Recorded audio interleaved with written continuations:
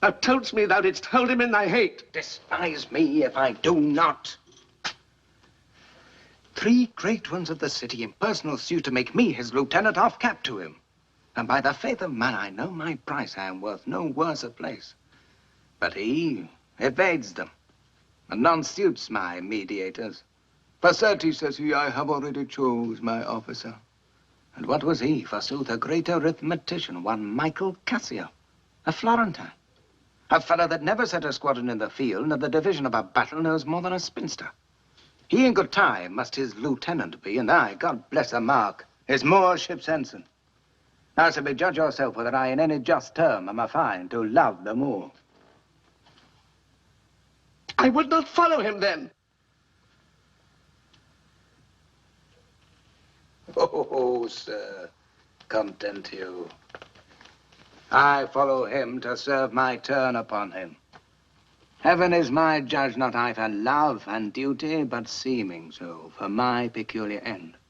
For when my outward action doth demonstrate the native act and figure of my heart in complement extern, 'tis not long after, but I will wear my heart upon my sleeve for doors to peck at.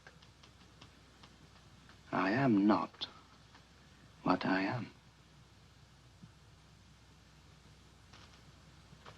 What a full fortune doth the thick lips owe if he can carry it thus. Call up her father. Rouse him. Make after him. Poison his delight. Proclaim him in the street. Incense her kinsman. And though he in a fertile climate dwell, plague him with flies. Here is our father's house. Call aloud. Do with like timorous accent and die yell as when by night and negligence the fire is spied in populous city. What? How? Brabantio! Signor Brabantio! Oh! Thieves! Thieves! Look to your house, your daughter and your bags! Thieves! What is the meaning of this terrible summons? What is the matter there, huh? Signor, is all your family within? Are all your doors locked? Why? Wherefore ask you this? Soon, sir. You were robbed. For shame. Put on your gown. Your heart is burst. You have lost half your soul. Even now, very now, an old black ram is tapping your white ewe. Arise, awake the snorting citizens with the bell, or else the devil will make a grandsire of you. Arise, I say! What, have you lost your wits? Most reverend Signor, do you know my voice? Not I. What are you? My name is Roderigo. The worst welcome. Sir. I have told thee not to haunt about my doors. In honest plainness thou hast heard me say, my daughter is not for thee. Patience, good sir. Soon, sir, you are one of those that will not serve God if the devil bid you. Because we come to do you service, you think we are ruffians. You'll have your daughter covered with a Barbary horse. You'll have your nephews neigh to you. What profane wretch art thou? I am one, sir, that come to tell you that your daughter and the Moor are now making the beast with 2 backs. Thou art a villain. You're a senator. This thou shalt answer. I know thee, Roderigo. Sir, I will answer anything. But I beseech you, if it be your pleasure and most wise consent, as partly I find it is, that your fair daughter, at this odd even and dull watch of the night, transported with no worse nor better guard, but with a knave of common hire, a gondolier, to the gross clasps of a lascivious Moor. If this be known to you and your allowance, we then have done you bold and saucy wrongs. But if you know not this, my manners tell me we have your wrong rebuke. Straight satisfy yourself. If she be in her chamber or your house, let loose on me the justice of the state for thus deluding you. Strike on the tinder. Give me a taper. Call up all my people. Light, I say, light! Farewell, for I must leave you. It seems not meet in a host unto my place to be produced, as if I stay I shall against the Moor. For I do know the state. However this may gall him with some check, cannot with safety cast him, for he's embarked with such loud reason to the Cyprus wars, that for the souls another of his fathom they have not to lead their business. In which regard, though I do hate him as I do hell's pains, yet for necessity of present life I must show out a flag and sign of love, which is indeed but sign. That you shall surely find him, lead to the Sagittary, the raised search there, but I be with him, so farewell. It is too true and evil. Gone she is. And what's to come of my despised time is naught but bitterness. Are they married, think you? Truly, I think they are. Don't call my brother. Oh, that you had had her. Someone way, some another. Do you know where we may apprehend her and the Moor? I think I can discover them. If you please to get good guard and go along with me. Well, I pray you lead on. At every house I'll call. I may command at most. Get weapons, though, and raise some special officers of the night. On, good Roderigo. I'll deserve your pains. Though in the trade of war I have slain men, yet do I hold it very stuff of the conscience to do no contrived murder. I lack iniquity sometimes to do me service. 9 or 10 times I had thought to have yerked him here under the ribs. 'Tis better as it is. Nay, but he prated, and spoke such scurvy and provoking terms against your honor, that with the little godliness I have, I did full hard forbear him. But I pray, sir, are you fast married? To be sure of this, the Magnifico is much beloved, and hath in his effect a voice potential as double as the Duke's. He will divorce you, or put upon you what restraint and grievance that law, with all his might to enforce it on, will give him cable. Let him do his spite. My services which I have done the Signory shall out-tongue his complaints. 'Tis yet to know, which when I know that boasting is an honor I shall promulgate, I fetch my life and being from men of royal siege. And my demerits may speak unbonneted to as proud a fortune as this that I have reached. For no, Iago, but that I love thee, gentle Desdemona, I would not my unhoused free condition put into circumscription and confine for the sea's words. But look, what lights come yon? These are the racy father and his friends. You were best go in. Not I must be found. My parts, my title, and my perfect soul shall manifest me rightly. Is it they? My Jonas, I think no. The servants of the Duke and my lieutenant. The goodness of the night upon you, friends. What is the news? The Duke does greet you, General, and he requires your post-haste appearance, even on the instant. What is the matter, think? Something from Cyprus. As I may divine, it is a business of some heat. The galleys have sent a dozen sequent messengers this very night at one another's heels, and many of the consuls raised and met are at the Duke's already. You have been hotly called for when being not at your lodging to be found. The Senate sent about 3 several quests to search you out. Well, I'm found by you. I will but spend a word here in the house and go with you.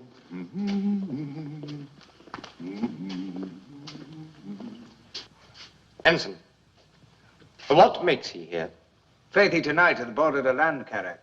If it prove lawful prize, he's made forever. I do not understand. He's married. To who? I married him. Come, Captain, will you go? With you? Here comes another troop to seek for you. It is Brabantio, General, be advised. He comes to bad intent. Pull up! Stand up! Signor! Down with him, thief! You, Roderigo, answer that for Keep you! up your bright swords, for the dew will rust them. Good Signor, you shall more command with years than with your weapon. Oh, thou foul thief! Where hast thou stowed my daughter? Damned as thou art, thou hast enchanted her. For I'll refer me to all things of sense, whether a maid so tender, fair, and happy could ever have to incur a general mock, run from her guardage to the sooty bosom of such a thing as thou, to fear, not to delight. I therefore apprehend and do attach thee for an abuser of the world, a practicer of arts inhibited and out of warrant. Lay hold on him. Out! Hold your hands, both you of my inclining and the rest. Were it my cue to fight, I should have known it without a prompter. Where will you that I go to answer this your charge? To prison.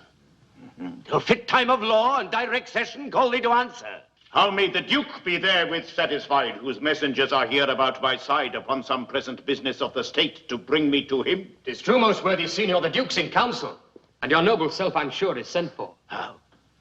The Duke in council in this time of the night? Lead him away!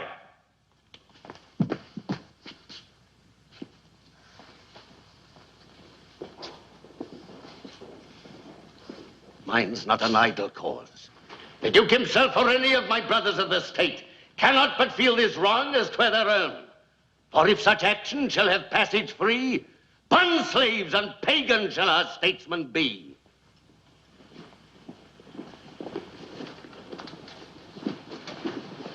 Valiant Othello, we must straight employ you against the general enemy, Ottoman.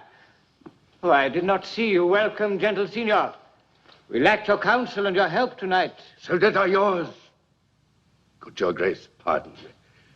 Neither my place nor aught I heard of business hath raised me from my bed, nor doth the general care take any hold on me. For my particular grief is of so floodgate and o'erbearing nature, that it ingluts and swallows other sorrows, and it is still itself. Why, what's the matter? My daughter. Oh, my daughter. Dead? Aye, to me. She is abused, stolen from me, and corrupted by spells and medicines bought of mountebanks. For nature so preposterously to her, being not deficient, blind, nor lame of sense, sans witchcraft could not. Whoe'er he be that in this foul proceeding hath thus beguiled your daughter of herself, and you of her, the bloody book of law you shall yourself read in the bitter letter after its own sense, though our proper son stood in your action. Humbly I thank your grace. Here is the man, this Moor, whom now it seems your special mandate for the state affairs hath hither brought. We are very sorry for it. What, in your own part, can you say to this? Nothing but it is so. Most potent, grave, and reverend signors, my very noble and approved good masters, that I have ta'en away this old man's daughter, it is most true. True, I have married her. At the very head and front of my offending hath this extent, no more. Rude am I in my speech, and little blessed with the soft phrase of peace. For since these arms of mine had 7 years' pith, till now, some 9 moons wasted, they have used their dearest action in the tented field. And little of this great world can I speak more than pertains to feats of broil and battle. And therefore little shall I grace my cause in speaking for myself. Yet by your gracious patience I will a round unvarnished tale deliver of my whole course of love. What drugs, what charms, what conjurations, or what mighty magic for such proceedings am I charged withal? I won his daughter. A maiden never bold, of spirit so still and quiet that her motion blushed at itself. And she, in spite of nature, of years, of country, credit, everything, to fall in love with what she feared to look on. 'Tis a judgment maimed and most imperfect that will confess perfection so good against all rules of nature. I therefore vouch again that with some mixture powerful of the blood, or with some dram conjured to that effect, he wrought upon her. To vouch this is no proof without more certain and more overt test. These are thin habits and poor likelihoods of modern seeming you prefer against him. But Othello, speak. Did you by indirect and forced courses subdue and poison this young maid's affections? Or came it by request? And such fair question as soul to soul affordeth. I do beseech you, send for the lady to the sagittary and let her speak of me before her father. If you do find me foul in her report, the trust, the office I do hold of you not only take away, but let your sentence even fall upon my life. Fetch Desdemona hither. Ensign, conduct them, you best know the place. And till she come, as truly as to heaven I do confess the vices of my blood, so justly to your grave ears I'll present how I did thrive in this fair lady's love, and she in mine. Say it, Othello. Her father loved me, oft invited me, still questioned me the story of my life, from year to year, the battles, sieges, fortunes that I have passed. I ran it through, even from my boyish days to the very moment that he bade me tell it, wherein I spake of most disastrous chances, of moving accidents by flood and field, of hairbreadth scapes in the imminent deadly breach, of being taken by the insolent foe and sold to slavery, of my redemption thence, and portents in my travels history, wherein of Anta's vast and deserts idle, rough quarries, rocks, and hills whose heads touch heaven, it was my hint to speak, such was the process, and of the cannibals that each other eat, the anthropophagi, and men whose heads do grow beneath their shoulders. This to hear would Desdemona seriously incline, but still the house affairs would draw her thence. Whichever as she could with haste dispatch, she'd come again. and with a greedy ear devour up my discourse, which I observing took once a pliant hour, and found good means to draw from her a prayer of earnest heart, that I would all my pilgrimage dilate, whereof by parcels she had something heard, but not intentively. I did consent, and often did beguile her of her tears, when I did tell of some distressful stroke that my youth suffered. My story being done, she gave me for my pains a world of sighs. She swore in faith 'twas strange, 'twas passing strange, 'twas pitiful, 'twas wondrous pitiful. She wished she had not heard it, yet she wished heaven had made her such a man. She thanked me and bade me, if I had a friend that loved her, I should but teach him how to tell my story, and that would woo her. Upon this hint I spake. She loved me for the dangers I had passed, and I loved her that she did pity them. This only is the witchcraft I have used. Here comes the lady, let her witness it.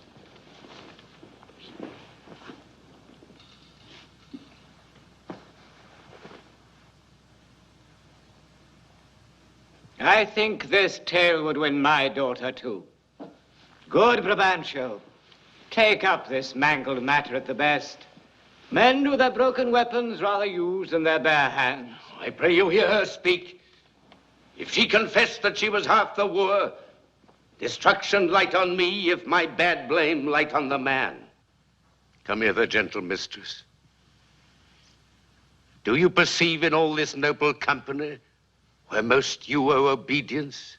My noble father, I do perceive here a divided duty. To you I am bound for life and education. My life and education both do learn me how to respect you. You are the lord of duty. I am hitherto your daughter. But here's my husband. And so much duty as my mother showed to you, preferring you before her father, so much I challenge that I may profess due to the Moor, my lord. God be with you. I had done none to the affairs of state. I had rather to adopt a child than get it. Moor, I here do give thee that with all my heart, which but thou hast already. With all my heart I would keep from thee. For thy sake, Jewel, I am glad at soul I have no other child. For thy escape would teach me tyranny to hang clogs on them. I have done, my lord. Beseech you, unto the affairs of state. The Turk with most mighty preparation makes for Cyprus. Othello, the fortitude of the place is best known to you. And though we have there a substitute of most allowed sufficiency, yet opinion, a sovereign mistress of effects, throws a more safer voice on you. You must therefore be content to slubber the gloss of your new fortunes with this more stubborn and boisterous expedition. The tyrant custom most grave senators have made the flinty and steel couch of war my thrice-driven bed of down. I do acknowledge the natural and prompt alacrity I find in hardness, and to undertake these present wars against the Ottomites. Most humbly, therefore, bending to your state, I crave fit disposition for my wife, due reverence of place and exhibition, and such accommodation and besort as levels with her breeding. If you please, be it at her father. I not have it so. Nor I. Nor I. I would not there reside to put my father in impatient thoughts by being in his eye. Most gracious Duke, to my unfolding lend a prosperous ear, and let me find a charter in your voice to assist my simpleness. What would you? Speak. That I did love the Moor to live with him. My downright violence and storm of fortunes made trumpets to the world. My heart subdued even to the utmost pleasure of my lord. I saw Othello's visage in his mind, and to his honors and his valiant parts did I my soul and fortunes consecrate. So that, dear lords, if I be left behind a moth of peace, and he go to the war, the rights for why I love him are bereft me. And I a heavy interim shall support by his dear absence. Let me go with him. I do beseech you, let her have your voice. Vouch with me, heaven, I therefore beg it not to please the palate of my appetite, but to be free and bounteous of her mind. And heaven defend your good souls that you think I will your serious and great business scant, for she is with me. Be it as you shall privately determine, either for stay or going. The affair cries haste, and speed must answer it. You must hence tonight. Tonight, my lord. This night. With all my heart. At 10 in the morning, here we'll meet again. Othello, leave some officer behind, and he shall our commission bring to you with such things else of courtesy and respect as doth concern. So please your grace, my ensign, a man he is of honesty and trust. To his conveyance I assign my wife, with what else needful your good grace shall think to be sent after me. Let it be so. Good night to everyone. And noble senior, if virtue no delighted beauty lack, your son-in-law is far more fair than black.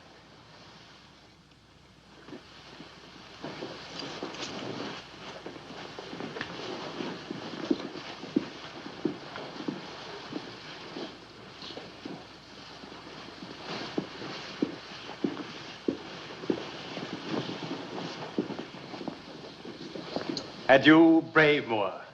Use Desdemona well.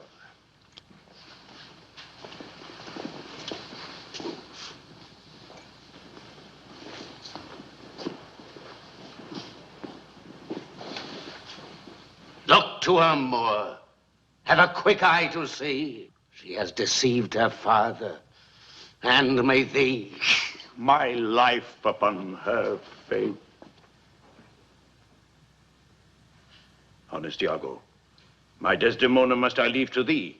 I pray thee, let thy wife attend on her and bring them after in the best advantage. Come, my Desdemona, I have but an hour of love, of worldly matters and direction to spend with thee. We must obey the time.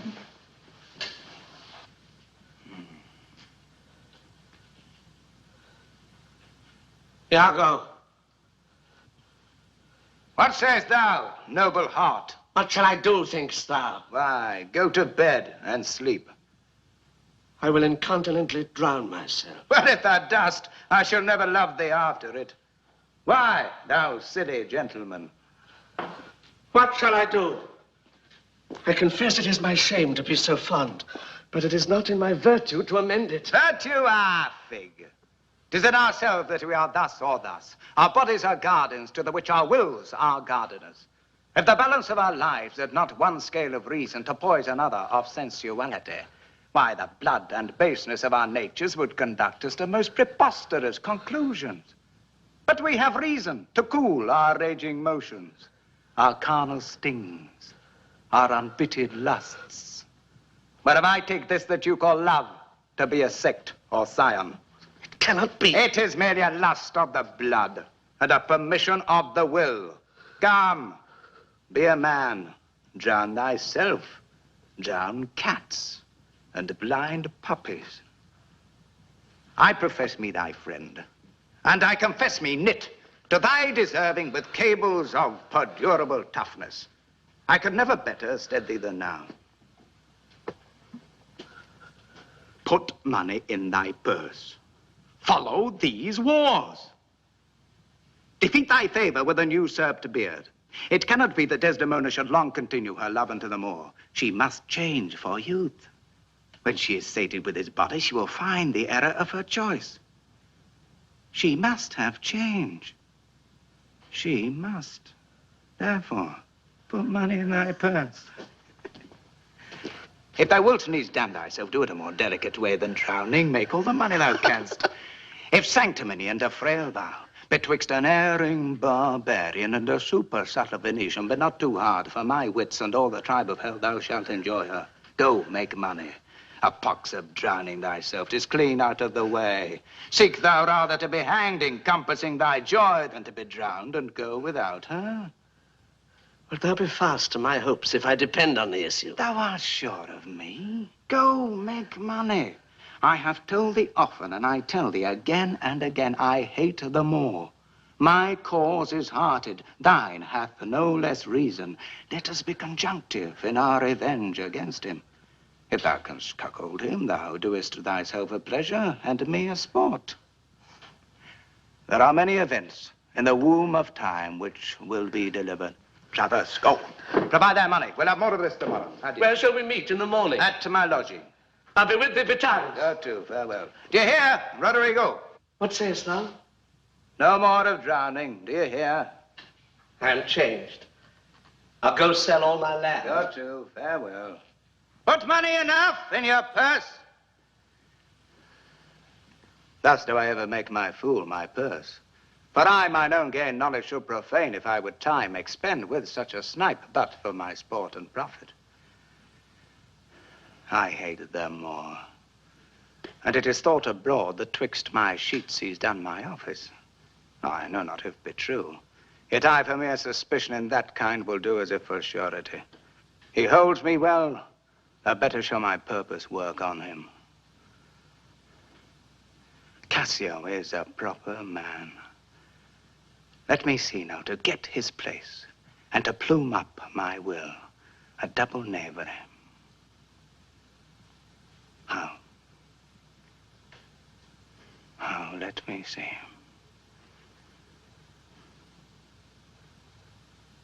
After some time to abuse Othello's ear that he is too familiar with his wife.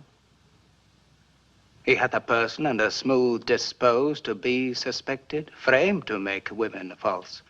The more is of a free and open nature that thinks men honest that but seem to be so, and will as tenderly be led by the nose as asses are. I have it. It is engendered.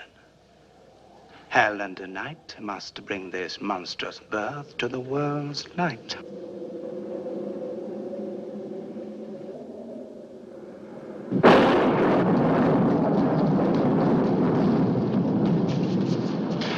Methinks the wind does speak aloud at land. A fuller blast ne'er shook our battles. If it hath ruffianed so upon the sea, what ribs of oak when the huge mountain melts can hold the mortise? What shall we hear of this? Segregation of the Turkish fleet. For do but stand upon the foaming shore, the chiding billows seem to pelt the clouds. The wind-shaked surge with high and monstrous main seems to pour water on the burning bear and quench the guards of the ever-fixed pole. For I never did like molestation view on the enchafed flood. If the Turkish fleet be not ensheltered and embayed, they are drowned. It is impossible they bear it out. That ship is here, put in! A Veronese! Michael Cassio, lieutenant to the warlike Moor Othello, has come ashore. The Moor himself at sea, and is in full commission here for Cyprus. I'm glad on't. It is a worthy governor, but I have served him, and the man commands like a full soldier. Thanks you, the valiant of his warlike isle, that so approves the Moor. And let the heavens give him defense against their elements, for I've lost him on a dangerous sea. Is he well shipped? His bark is stoutly timbered, and his pilot very expert in approved allowance. Therefore, my hopes, not surfeited to death, stand in bold cure. Hello, what noise? The town is empty. On the brow of the sea stand ranks of people, and they cry a sail. My hopes do shape him for the governor. They do discharge the little courtesy. Our friend at least. I pray you, friend, go forth and give us truth who 'tis that is arrived. I shall. Well, Lieutenant, is your general married? Most fortunately. He hath achieved a maid that paragons description and wild fame. One that excels the quirks of blazoning pens, and in the essential vesture of creation does bear all excellency. Oh, now, who's put in? It's one Iago, ensign to the general. He has had most favorable and happy speed. Tempests themselves, high seas and howling winds, the guttered rocks and congregated sands, traitors and steep to clog the guiltless keel. As having sense of beauty, to omit their mortal natures, letting go safely by the divine Desdemona. What is she? She that I speak of, our great captain's captain. Left in the conduct of the bold Iago, whose footing here anticipates our thoughts a senight's speed. Great Jove, Othello, guard, and swell his sail with thine own powerful breath, that he may bless this bay with his tall ship, and swiftly come to Desdemona's arms. Give renewed fire to our extincted spirits and bring all Cyprus comfort. Oh, behold, the riches of the ship is come on shore.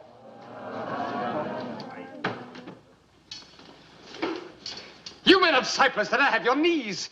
Hail to thee, lady, and the grace of heaven before, behind thee, and on every hand, and wheel thee round. I thank thee, valiant Cassio.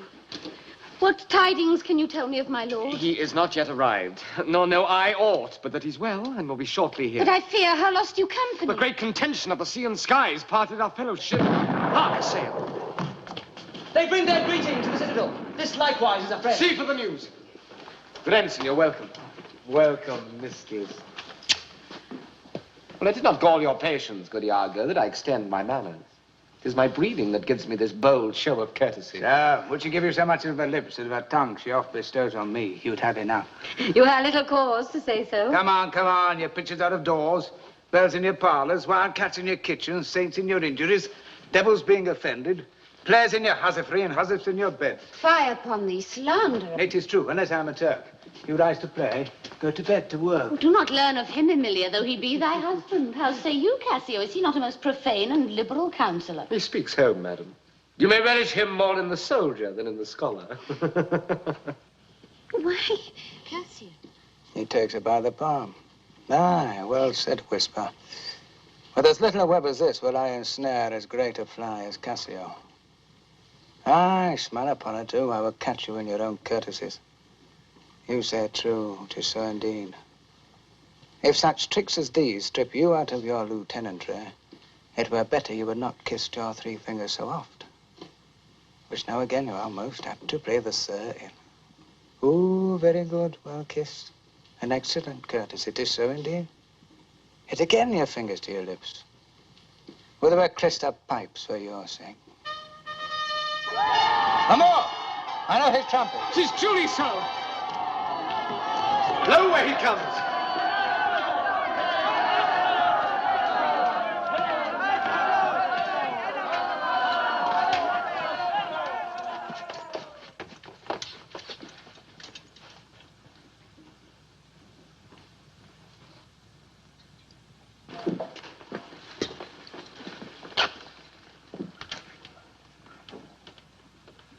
Oh, my fair warrior. Oh, my dear Othello. It gives me wonder. Great is my content to see you here before me. Oh, my soul's joy. If after every tempest comes such calms.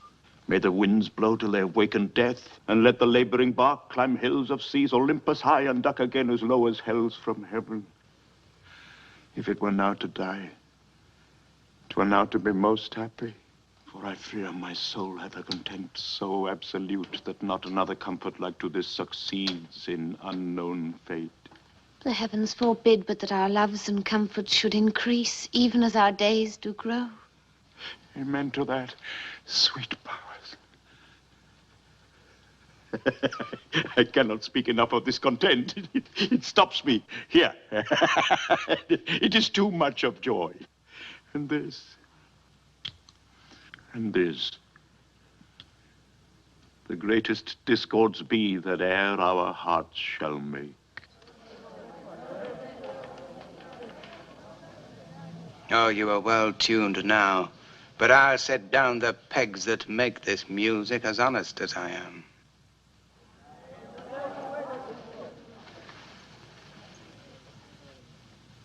News, friends, our wars are done, the Turks are drowned! How does my old acquaintance of this isle, Honey, you shall be well desired in Cyprus. I found great love amongst the... Oh, my sweet, I prattle out of fashion as I dote in mine own comforts. I prithee, good Iago, go to the bay and disembark my coffers. Bring thou the master to the citadel. He is a good one, and his worthiness does challenge much respect. Come, my Desdemona, once more, well met at Cyprus.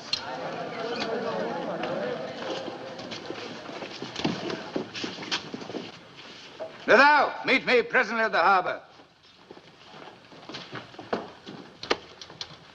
Come hither.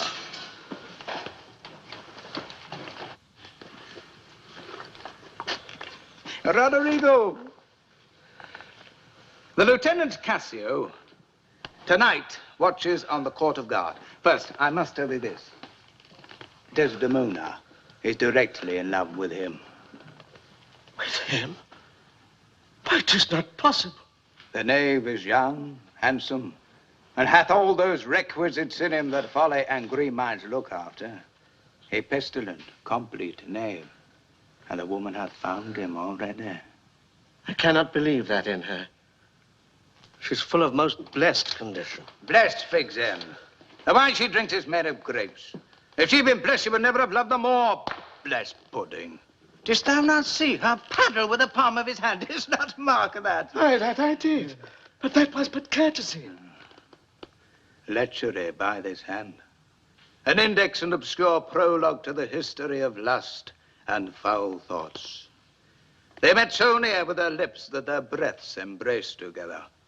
But let us thoughts, Roderigo, when these mutualities so marshal the way, hard at hand comes the master and main exercise, the incorporate conclusion.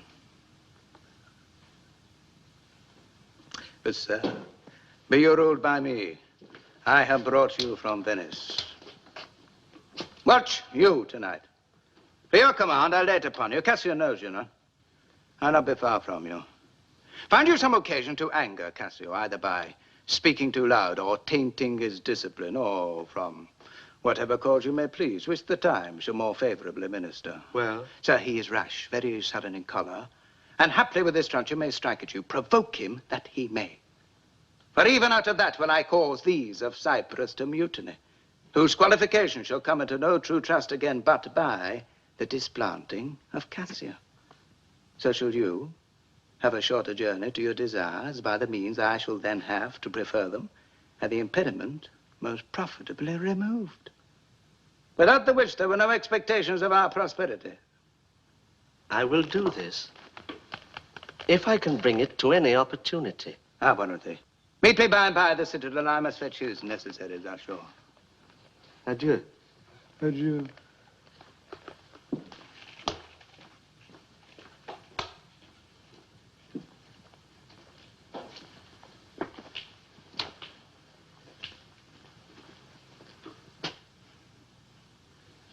That Cassio loves her, I do well believe it. But she loves him. 'Tis apt, and of great credit. The more, howbeit, that I endure him not, is of a constant, loving, noble nature. And I dare think to Desdemona will prove a most dear husband. Now, I do love her, too. Not out of absolute lust, though peradventure I stand accountant for as great a sin, but partly led to diet my revenge, for that I do suspect the lustful Moor hath leapt into my seat, the thought whereof doth like a poisonous mineral gnaw my innards, and nothing can nor shall content my soul till I am even with him wife for wife.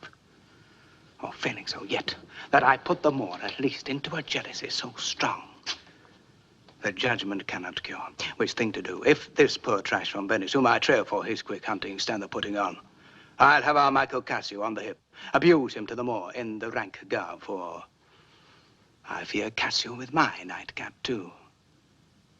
Make the Moor love me, thank me, and reward me for making him egregiously an ass, and practicing upon his peace and quiet, even to madness. 'Tis here, but yet confused. Knavery's plain face is never seen till used. Good Michael.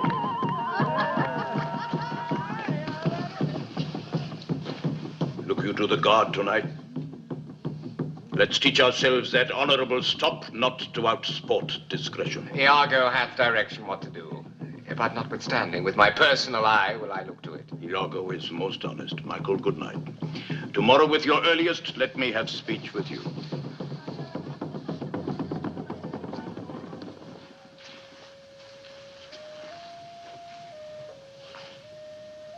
Come, my dear love. The purchase made, the fruits are to ensue. That profit's yet to come, twixt me and you.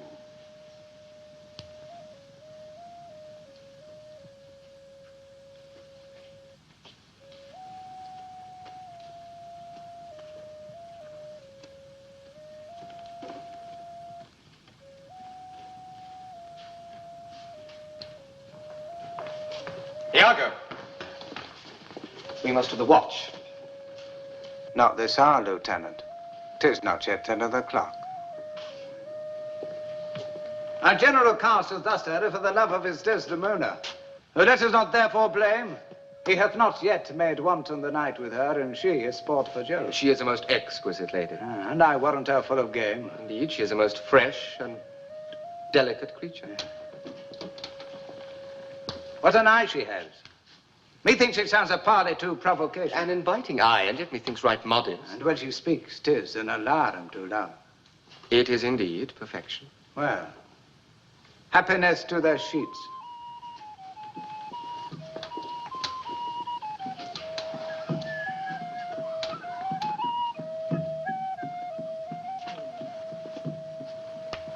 Come, Lieutenant. I have a stoup of wine.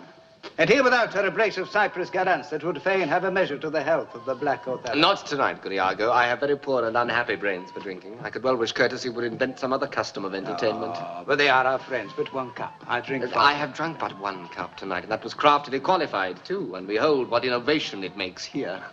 I am unfortunate in this infirmity. I dare not task my weakness with any more. Want man, 'tis a night of revels. The gallants desire it. Where are they? Well, here, at the door. I pray you, call them in. I'll do it. But it dislikes me.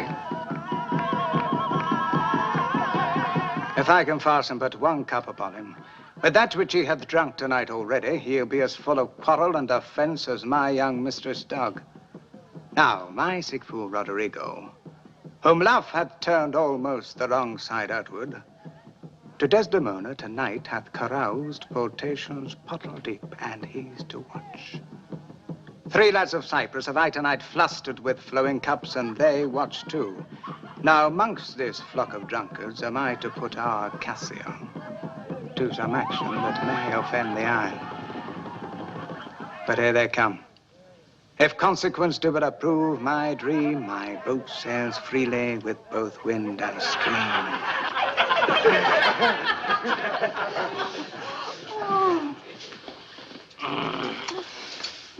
Oh, for God, they've given me a rouse already. Good faith, a little one not past the pride as I'm a soldier. And let me the cannikin cling. And let me the cannikin cling. Our soldiers are man, our lives but a span. Why then let our soldier drink? Why then let a soldier drink? A soldier's a man, our lives but a span. Why then let a soldier drink? Why then let a soldier drink? Oh, God, an excellent song. I learnt it in England, where indeed they are most potent in potting. You're Dane, you're German, you're swag-bellied Hollander, drink home. And nothing to your English. Who's your Englishman so expert in his drinking? Why, he drinks it with facility, a Dane dead drunk. He sweats not to overthrow your army. He gives your Hollander a vomit. And the next bottle to be filled. It's to the health of our general. I'm for you, Lieutenant, and I will do you justice. Oh, sweet England. King Stephen was a worthy peer. His breeches cost him but a crown. He held them 6pence all too dear. With that he held the tailor down. He was a white, a fiery now. And our cost of loading free. Cried that roll the country down. Take my home so God!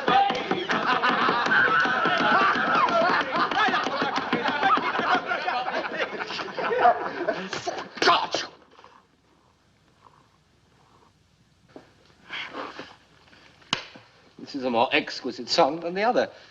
Will you hear it again? No. For I hold him unworthy of his place that does those things. Well, God's above all, and there be souls that must be saved, and there be souls must not be saved. That is true, good lieutenant. For mine own part, no offense to the general, nor any man of quality. I hope to be saved. And so do I, Lieutenant. Aye, but not before me. The lieutenant is to be saved before the ensign.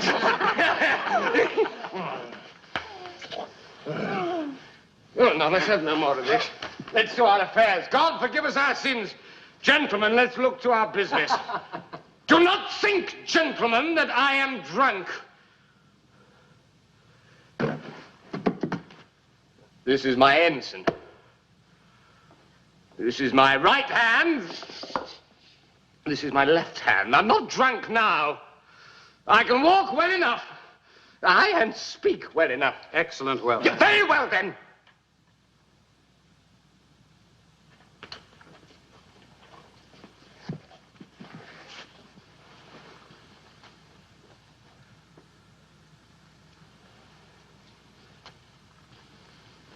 You must not think that I am drunk. The platform masters, come, let's set the watch.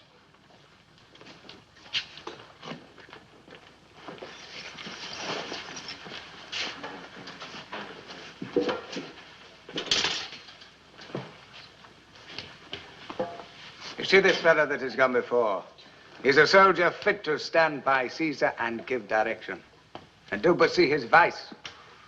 'Tis pity of him. I fear the trust Othello put him in on some odd time of his infirmity will shake this island. But is he often thus? And 'tis evermore the prologue to his sleep. Not too well the general were put in mind of it. Perhaps he sees it not, for his good nature prizes the virtue that appears in Cassio and looks not on his evils. Is not this so? And now, Roderigo, after the lieutenant go. It is a great pity that the noble Moor should hazard such a place as his own second, with one of an ingraft infirmity. It were an honest action to say so to the Moor. Not I for this fair island. I do love Cassio well and would do much to cure him of this evil. What ho, what not? You rogue, you rascal! What's the matter, Lieutenant? Knave, teach me right duty, but I'll beat the knave into a wicker bottle. Beat me? Dost thou prate rogue? Peter, hold your hand. Let me go, sir, I'll knock you off a mazzard. Come, you're drunk. Drunk! Come, I say, cry mutiny!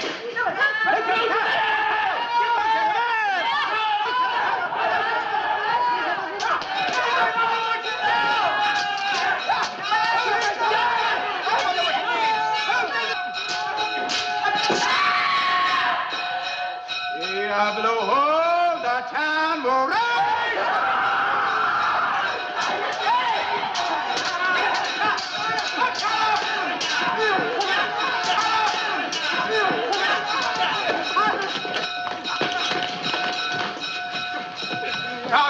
Lieutenant, you will be shamed forever! What is the matter here? Soon I bleed. I'm hurt to danger. Halt for your life! Lieutenant, sir, Martello, gentlemen! Have you forgot all sense of place and duty? Hold the general speech! Help the fight! Aye, ho, no, ho! From whence aright is this? Are we turned Turks, and to ourselves do that which heaven hath forbid the Ottomans? For Christian saint put by this barbarous brawl, he that stirs next to car for his own rage holds his soul light. He dies upon his motion. Silence that dreadful bell! Strikes the isle from her propriety.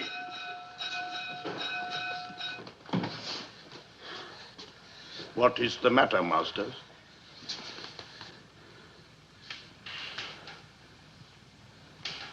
Honest Iago, that looks dead with grieving. Speak, who began this?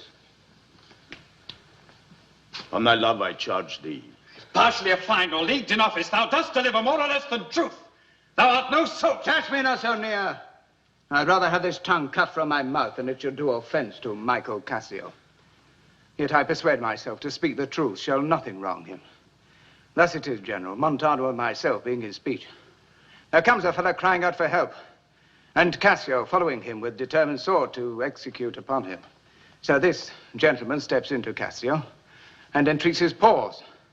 Myself, the crying fellow did pursue, lest by his clamour, as it so fell out, the tower might fall in fright.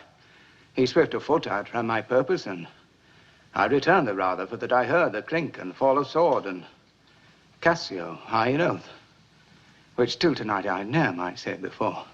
When I came back, for this was brief, I found them close together, at blow and thrust, even as again they were when you yourself did part them.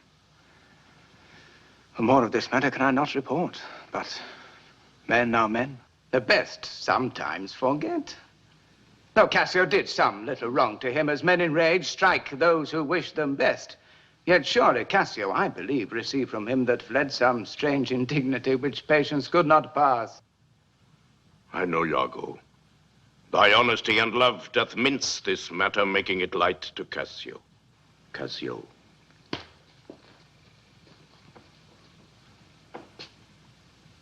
I love thee, but never more be officer of mine.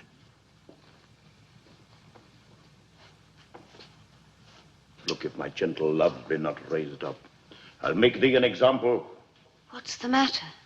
All's well now, sweeting. Come away to bed. Sir, for your hurts, myself will be your surgeon. Lead him off.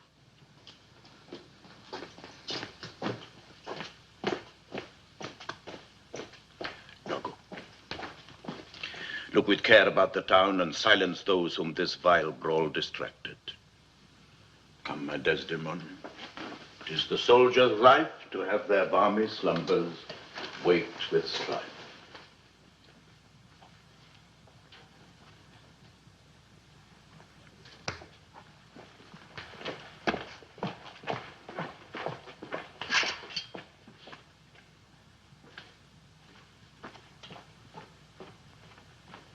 What, are you hurt, Lieutenant? Aye, past all surgery. Marry, heaven forbid. Reputation. Reputation. Reputation! I have lost my reputation. I have lost the immortal part, sir, of myself. And what remains is bestial. My reputation. Iago, my reputation. Yes, I am an honest man. I thought you'd receive some bodily wound. There is more offense in that than in reputation. Reputation is an idle and most false disposition, oft got without merit and lost without deserving. You have lost no reputation at all unless you repute yourself such a loser. What, man, there are ways to recover the general again. You are now but cast in his mood, a punishment more in policy than in malice.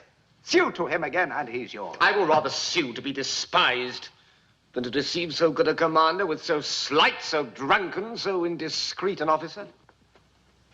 Drunk and speak parrot, and squabble, swagger, swear, and discourse fustian with one's own shadow. Oh, thou invisible spirit of wine, if thou hast no name to be known by, let us call thee devil. What was he that you followed with your sword? What had he done to you? I know not. Oh, it's possible. I remember a mass of things, but nothing distinctly. A quarrel, but nothing wherefore.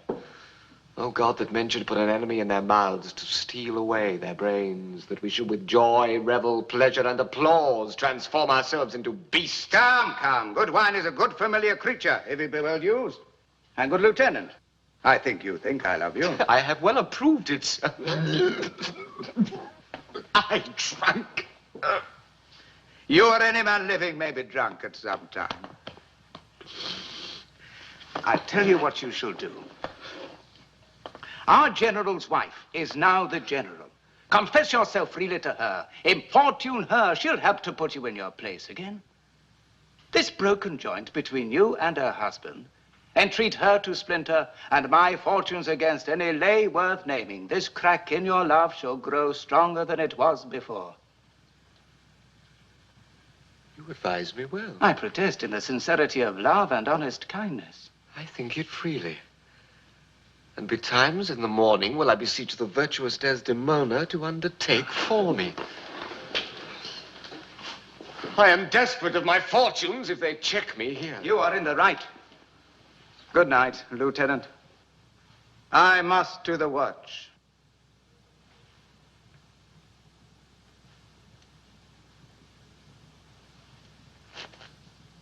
Night. Honest Iago.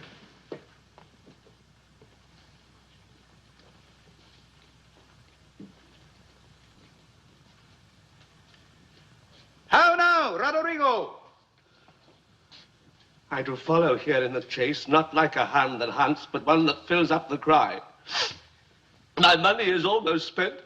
I have been tonight exceedingly well cudgeled, and I think the issue will be I shall have so much experience for my pains, and so with a little more wit and no money at all, return again to Venice. How poor are they that have not patience? What wound did ever heal but by degrees? Thou knowest we work by wit and not by witchcraft, and wit depends on dilatory time. Does it not go well? Cassio hath beaten thee, but thou by that small hurt hath cashiered Cassio. Though other things grow fair against the sun, yet fruits that blossom first will first be ripe. Content thyself a while.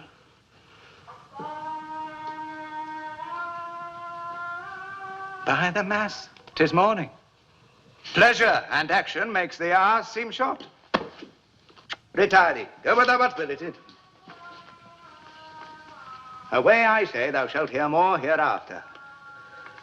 Nay, get thee gone.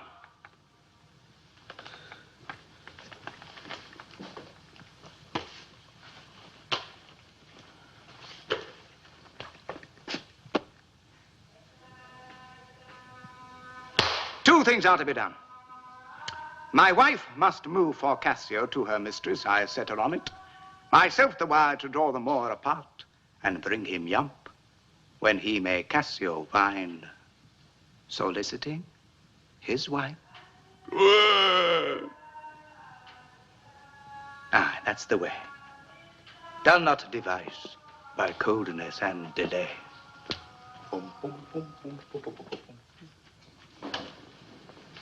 Masters? Play here. I will content your pains, something that's brief, and bid good morrow, General. Sirrah, if the gentlewoman that attends the General's wife be stirring, tell her there is one Cassio entreats her a small favor of speech. Wilt thou do this? I shall do it, sir. And happy time, Iago. You have not been abed, then? I know. The day had broke before we parted. I have made bold with Iago to send in to your wife. My suit to her is that she will, to virtuous Desdemona, procure me some access. I send it to you presently. And I devise a mean to draw the Moor out of the way, so that your converse and business may be more free. I humbly thank you for it. I never knew a Florentine more kind and honest. Lo, the happiness. Good morrow, good lieutenant. I am sorry for your displeasure, but all will sure be well. The general and his wife are talking of it, and she speaks for you stoutly. The Moor replies that he you hurt is of great fame in Cyprus and great affinity, and that in wholesome wisdom he might not but refuse you. Oh, but he protests he loves you and needs no other suitor but his likings to take the safest occasion by the front to bring you in again. Yet I beseech you, if you think it fit, or that it may be done, give me advantage of some brief discourse with Desdemona alone. I pray you, come in. I will bestow you where you shall have time to speak your bosom freely. I am much bound to you. These letters give Iago to the pilot, and by him do my duties to the Senate. That done, I will be walking on the works. Repair that to me. Well, my good lord, I'll do it. This fortification, gentlemen, come, shall we see it? We wait upon your lordship. Be thou assured, good Cassio, I will do all my abilities in thy behalf. Oh, good madam, do. I know it grieves my husband as if the case were his. Oh, that's an honest fellow. Do not doubt, Cassio. I will have my lord and you again as friendly as you were. Bounteous madam, whatever shall become of Michael Cassio, he's never anything but your true servant. Oh, sir, I thank you. You do love my lord. You have known him long.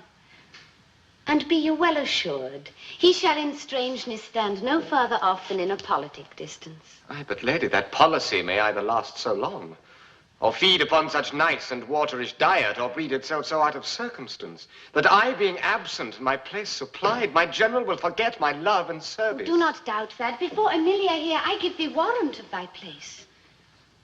Assure thee, if I do vow a friendship, I'll perform it to the last article. My lord shall never rest. I'll watch him tame and talk him out of patience.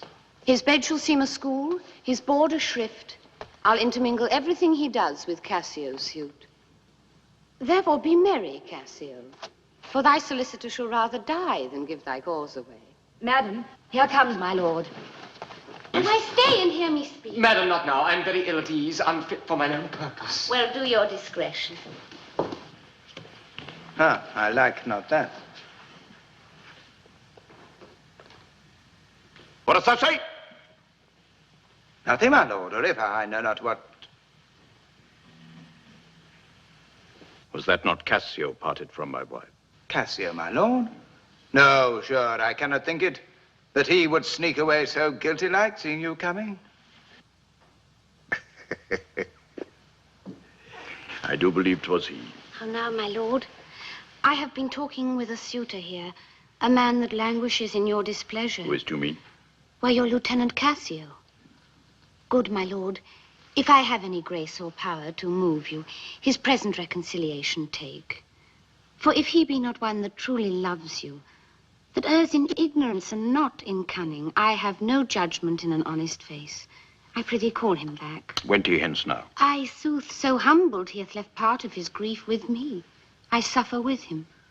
Good love, call him back. Not now, sweet Desdemona, some other time. Well, shall it be shortly? The sooner sweet for you. Or shall it be tonight at supper? No, not tonight. Tomorrow dinner, then? I shall not dine at home. I meet the captains at the Citadel. Why, then tomorrow night? Or Tuesday morn?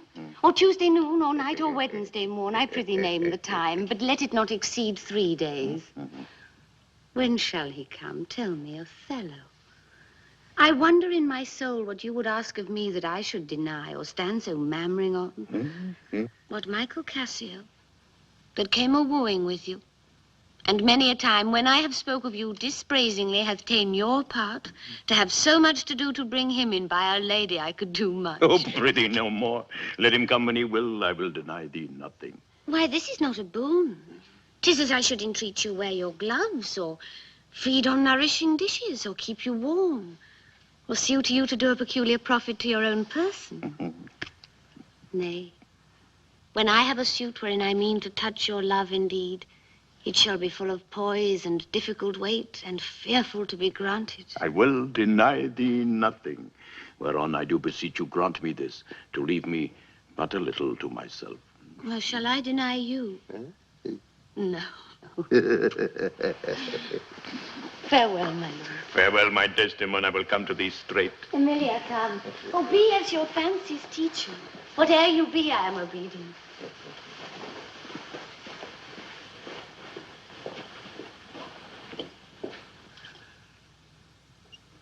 Excellent wretch. Perdition catch my soul, but I do love thee.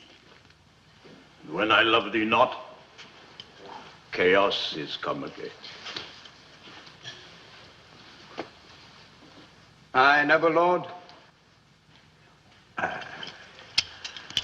What dost thou say, Iago? Did Michael Cassio, when you wooed my lady, know of your love? He did from first to last. Why dost thou ask? But for the satisfaction of my thoughts, no further harm. Why of thy thought, Iago?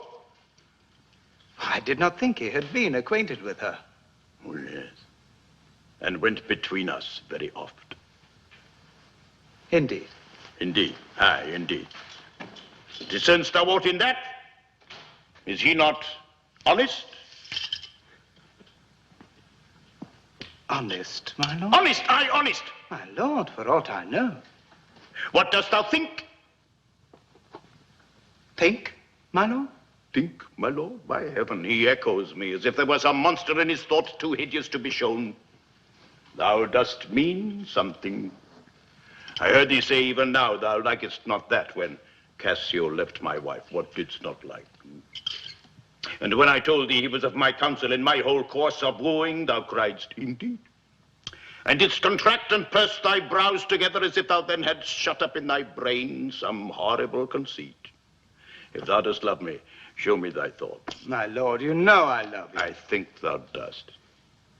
And for I know thou art full of love and honesty, and waste thy words before thou givest them breath. Therefore, these stops of thine fright me the more. For such things in a false, disloyal knave are tricks of custom, That in a man that's just, there close denotements, working from the heart that passion cannot rule. For Michael Cassio, I dare be sworn, I think that he is honest. I think so too. Men should be that they seem. Or if they be not, would they might seem none. Certain men should be what they seem. Why then, I think Cassio is an honest man. Nay!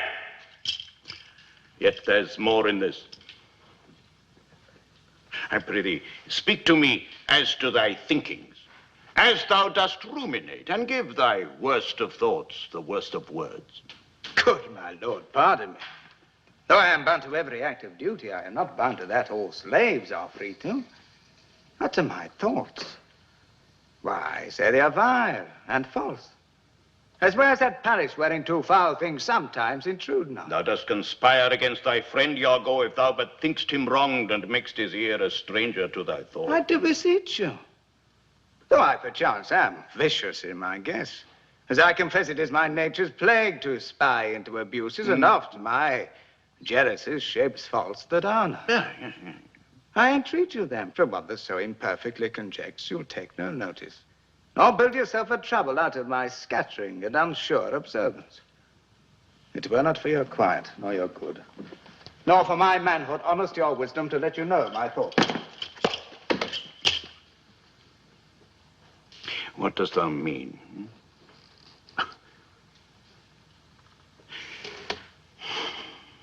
Good name, in man and woman, dear my lord, is the immediate jewel of our souls. Who steals my purse steals trash. 'Tis something nothing, 'twas mine, 'tis his, and has been slave to thousands. But he that filches from me my good name robs me of that which not enriches him and makes me poor indeed.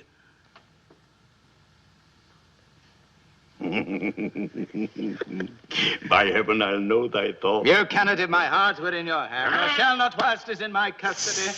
Oh, beware, my lord, of jealousy. It is the green-eyed monster which doth mock that meat it feeds on. That cuckold lives in bliss, who, certain of his fate, loves not his wronger. But oh, what damned minutes tells he all who dotes, yet doubts, suspects, yet strongly loves. Misery? Poor and contented, rich and rich enough, but riches fineless. Is as poor as winter to him that ever fears he shall be poor. Good God, the souls of all my tribe defend from jealousy.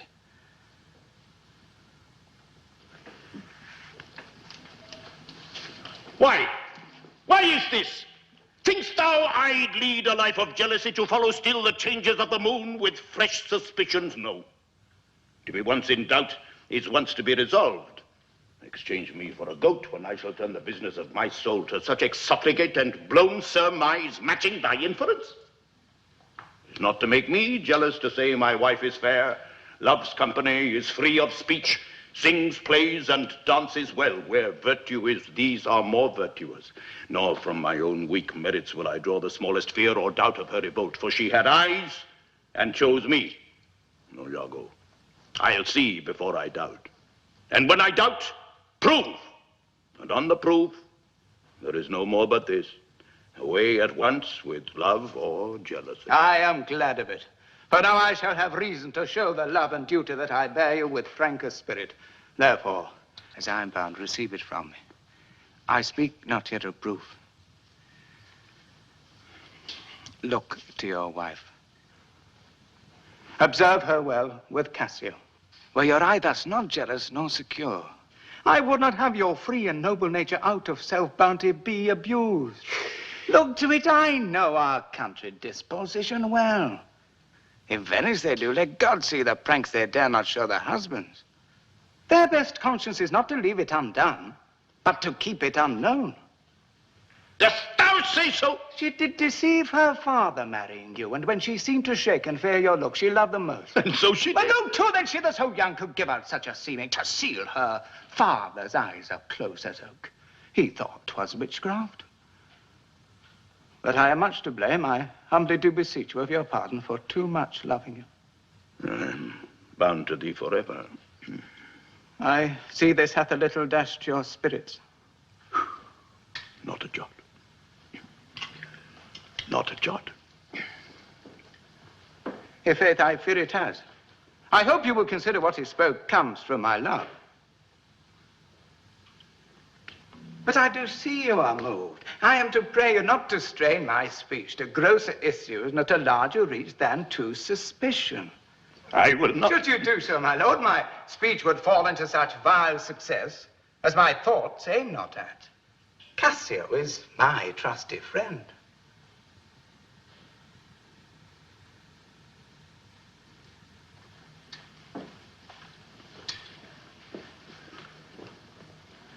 My lord, I see you are moved. No, not much moved. I do not think but Desdemona's honest. Long live her so, and long live you to think so.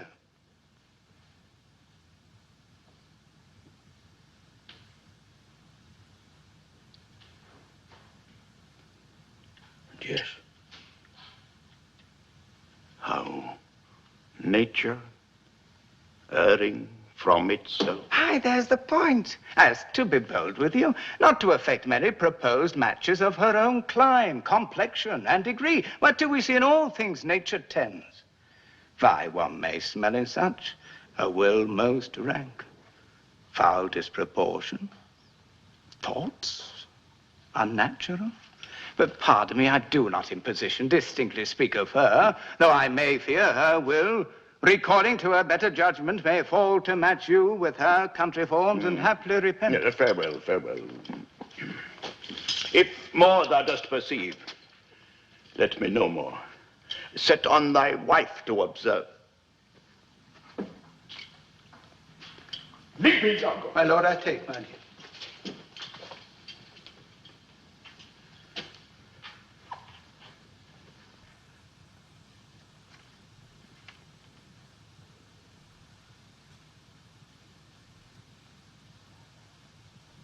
Why did I marry?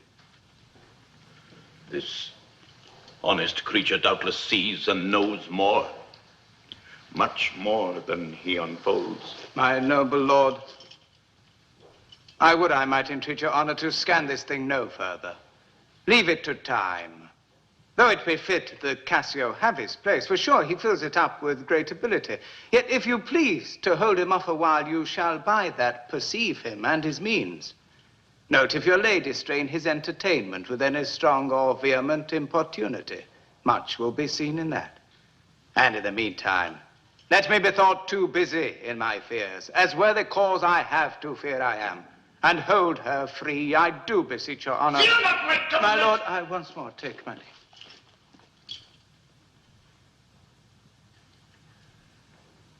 This fellow's of exceeding honesty, and knows all qualities with a learned spirit of human dealings. If I do prove her haggard, though that her jesses were my dear heartstrings, I'd whistle her off and let her down the wind to pray at fortune.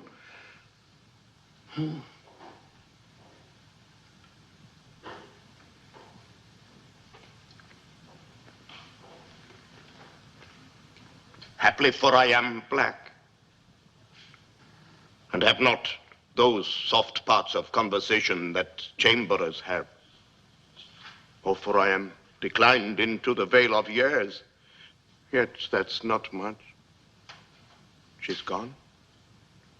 I am abused, and my relief must be to loathe her.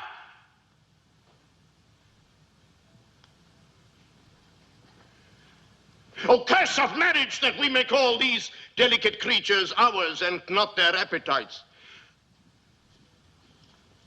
I'd rather be a toad and live upon the vapor in a dungeon than keep a corner in the thing I love for others' uses. Yet 'tis the plague of great ones. Prerogatived are we, less than the base. 'Tis destiny, unsanable like death. Even then, this forked plague is fated to us when we do quicken. Look where she comes. If she be false, Oh, then heaven mocks itself. I'll not believe it. How now, my dear Othello? Your dinner and the generous islanders by you invited to attend your presence. I am to blame. Why do you speak so faintly? Are you not well? I have a pain upon my forehead. Here?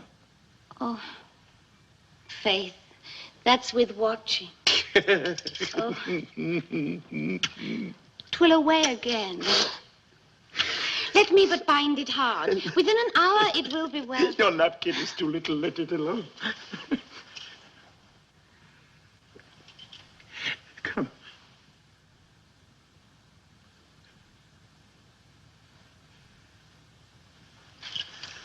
I'll go in with you.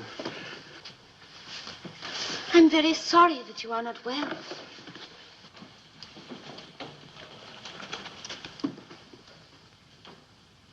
I'm glad I found this napkin. This was her first remembrance from the moor. My wayward husband hath 100 times wooed me to steal it. Oh, she so loves the token, for he conjured her she should ever keep it, that she reserves it evermore about her, to kiss and talk to. I'll have a copy made and give to Iago. What he'll do with it, heaven knows, not I. I nothing know but for his fantasy. How now? What are you here, alone? Do not you chide. I have a thing for you. A thing for me?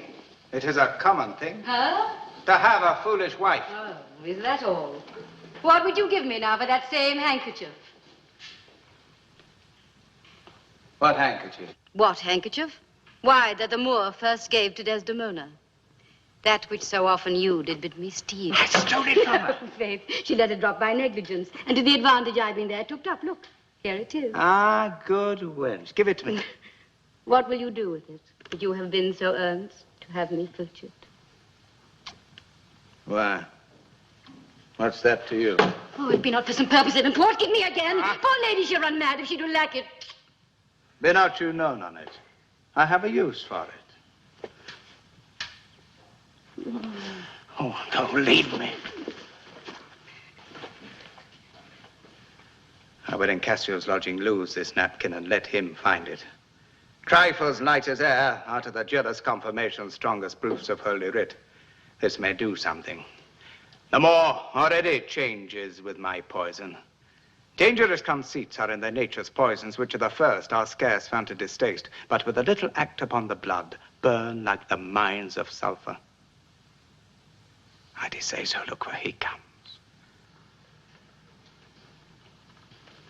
Not poppy nor mandragora, nor all the drowsy syrups of the world shall ever medicine thee to that sweet sleep which thou owest yesterday. False to me. To me! Now, General, no more of that. Font! Become! Thou hast set me on the rack. I swear 'tis better to be much abused than but to know it a little. Ah, no, my lord. What sense had I of her stolen hours of lust? I saw it not, thought it not, it harmed not me. I slept the next night well, was free and merry. I found not Cassio's kisses on her lips. He that is robbed not wanting what is stolen, let him not know it, and he's not robbed at all. I am sorry to... And being happy if the general camp, pioneers and all had tasted her sweet body, so I had nothing known. Oh, now, forever farewell the tranquil mind. Farewell content. Farewell the plumed troops and the big wars that make ambition virtue. Oh, farewell. Farewell the neighing steed and the shrill trump, the spirit-stirring drum, the ear-piercing fife, the royal banner, and all quality, pride, pomp, and circumstance of glorious war. And oh, you mortal engines whose rude throats the immortal Jove's dread clamors counterfeit, farewell, Othello's occupations. Gone! Man, be sure thou prove my love a whore. Be sure of it. Give me the ocular proof, or by the worth of man's eternal soul, thou hadst been better had been born a dog than I wait. Let's come to this. Make me to see it, or at least so prove it that the probation bear no hinge nor loop to hang a doubt upon, or woe upon my life. If thou dost slander her and torture me, never pray more. Abandon all remorse. On horror's head, horrors accumulate. Do deeds to make heaven weep, all earth amazed. For nothing canst thou to damnation add greater than that. The race! Oh, heaven defend me. Are you a man? Have you a soul or sense? God buy you take mine office. Oh, wretched fool that livest to make thine honesty a vice. Oh, monstrous world, take note, O world. To be direct and honest is not safe. I thank you for this profit. And from hence I love no friend, since love breeds such offense. Still thou shouldst be honest. I shall be wise, for honest is a fool and loses that it works for. By the word, I think my wife be honest and think she is not. I think thou art just and think thou art not. I'd have some proof. My name, which was as fresh as Dian's visage, is now begrimed and black as mine own face. If there be cords or knives, poison or fire, or suffocating streams, I'll not endure it. Would I were satisfied. I see, sir, you were eaten up with passion. I do repent me that I put it to you. You would be satisfied. What may and will. And may, but how? How satisfy, my lord? Would you, the supervisor, grossly gape on? Behold her tufts! Damnation! It were a tedious difficulty, I think, to bring them to that prospect. Damn them, then, if ever mortal eye should ever see them boast more than their own. What then, how then? What shall I say? Where is satisfaction? It is impossible you should see this, were they as prime as goats, as hot as monkeys, as salt as wolves in pride, and fools as gross as ignorance made drunk. Yet I say, if imputation and strong circumstance that lead directly to the door of truth will give you satisfaction, you may have it. Give me a living reason she's disloyal. I do not like the office. But sith I am entered into the cause so far, pricked to it by foolish honesty and love, I will go on. I lay with Cassio lately, and being troubled with a raging tooth, I could not sleep. There are a kind of men so loose of soul that in their sleeps will mutter their affairs. One of this kind is Cassio. In sleep I heard him say, "Sweet Desdemona, let us be wary. Let us hide our loves." And then, sir, would he grip and wring my hand, cry out, "Sweet creature," and then he kissed me hard, as if he plucked up kisses by the roots that grew upon my lips, then laid his leg over my thigh, and sighed and kissed, and then cried, "Cursed fate that gave thee to the Moor." Monster! Monster! Nay, this was but a dream. But this denoted a foregone conclusion. 'Tis a shrewd doubt, though it be but a dream, and this may help to thicken other proofs that do demonstrate thinly. Tear her all to pieces! Be wise, yet we see nothing done. She may be honest yet. Tell me about this. Have you not sometimes seen a handkerchief spotted with strawberries in your wife's hand? I gave her such a one. It was my first gift. I know not that, but such a handkerchief, I'm sure it was your wife's. Did I today see Cassio wipe his beard with?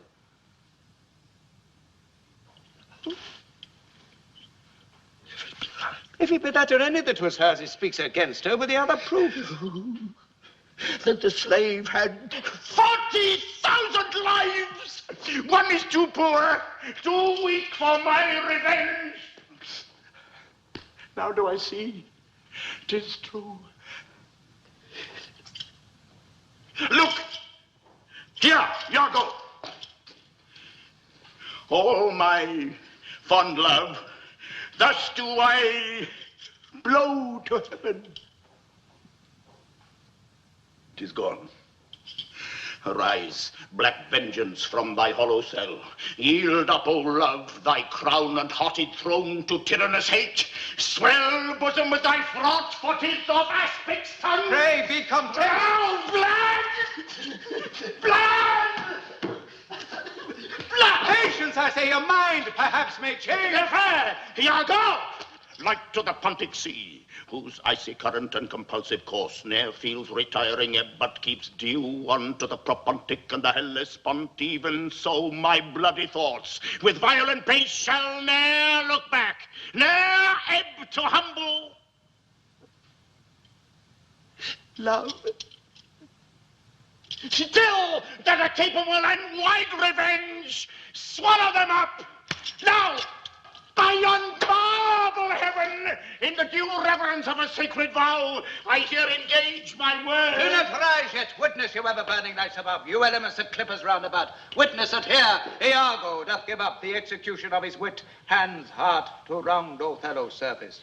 Let him command, and to obey shall be in me remorse, what bloody work soever.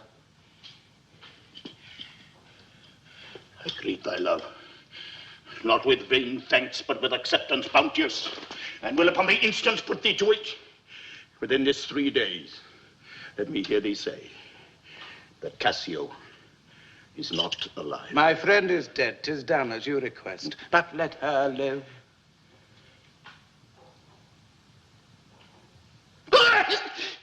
Damn her! Lewd minx! Oh, damn her! Damn her! Come, go with me apart. I will go furnish me with some swift means of death for the fair devil. Now, art thou my lieutenant?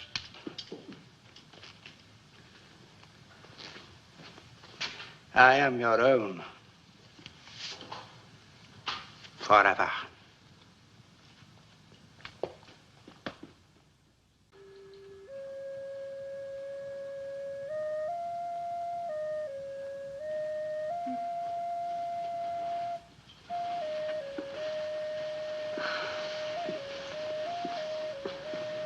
Where should I lose that handkerchief, Emilia? I know not, madam. Believe me, I had rather lose my purse full of crusados. And but my noble Moor is true of mind and made of no such baseness as jealous creatures are, 'twere enough to put him to ill thinking. Oh, is he not jealous? Who? He? Oh, I think the sun where he was born drew all such humours from him. Look, when he comes. I will not leave him now. Let Cassio be called to him. How is't with you, my lord? Well, good my lady. Oh, hardness to dissemble. How do you, Desdemona? Oh, well, my good lord. Give me your hand.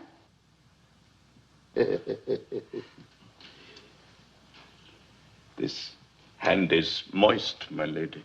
It yet hath felt no pain nor known no sorrow. This argues fruitfulness and liberal heart. Hot. Hot. And moist. This hand of yours requires a sequester from liberty. Fasting and prayer. Much castigation, exercise devout. For there's a young and sweating devil here that commonly rebels. 'Tis a good hand. A frank one. You may indeed say so, for 'twas that hand that gave away my heart. A liberal hand. The hearts of old gave hands, but our new heraldry is hands, not hearts. I cannot speak of this. Come, come. Your promise. What promise, Chuck? I have sent to bid Cassio come speak with you. I have salt and sullen rheum offends me. Lend me thy handkerchief. Oh, here, my good lord. That which I gave you. I have it not about me. Not? No, indeed, my lord.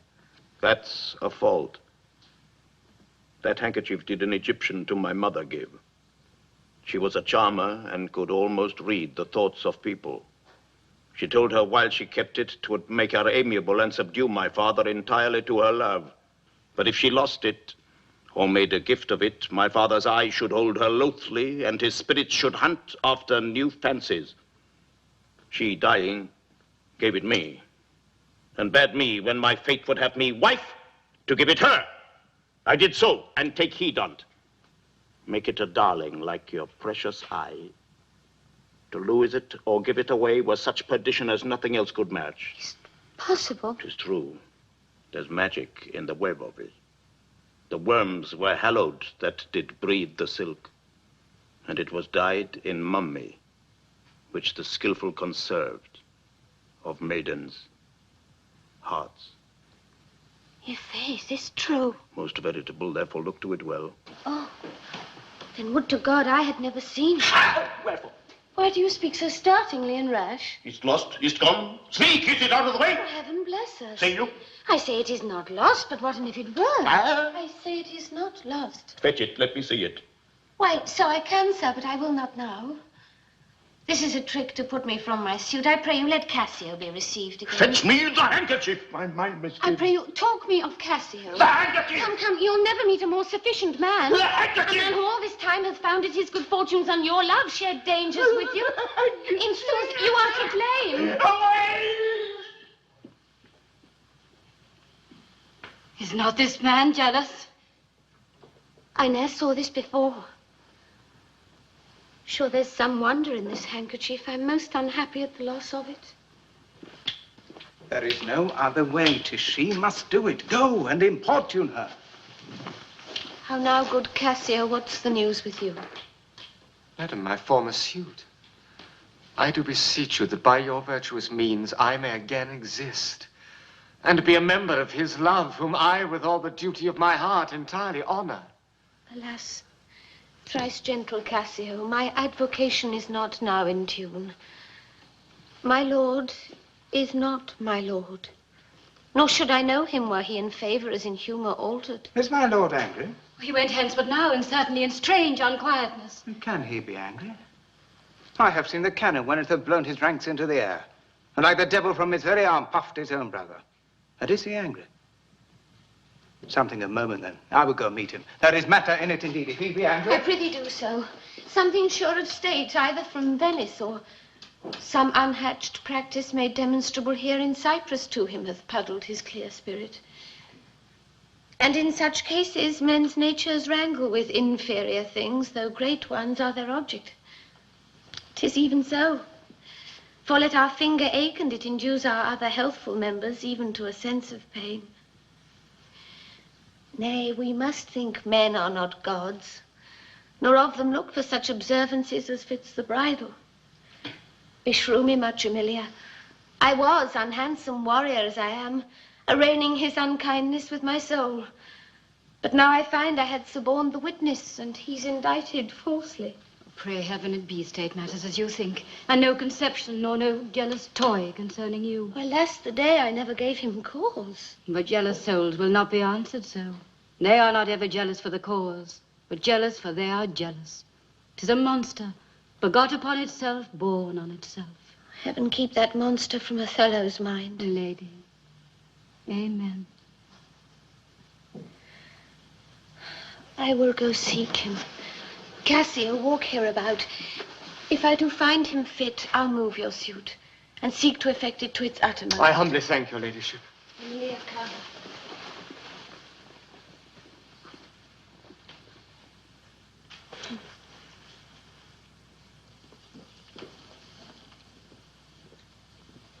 Save you, friend Cassio. What make you from home? How is it with you, my most fair Bianca? In faith, sweet love, I was coming to your house. And I was going to your lodging, Cassio. What? Keep a week away, 7 days and nights, 8 hours. And lovers' absent hours more tedious than the dying, 80 times. Oh, weary reckoning. Pardon me, Bianca. I have this while with leaden thoughts been pressed. But I shall in a more convenient time strike off this score of absence. Ah, sweet Bianca. Make me this work out. Cassio, whence came this? I know not, sweet. I found it in my chamber. I like the work well. Ere it be demanded, as like enough it will, I'd have it copied. Now take it, do it, and leave me for this time, for I attend here.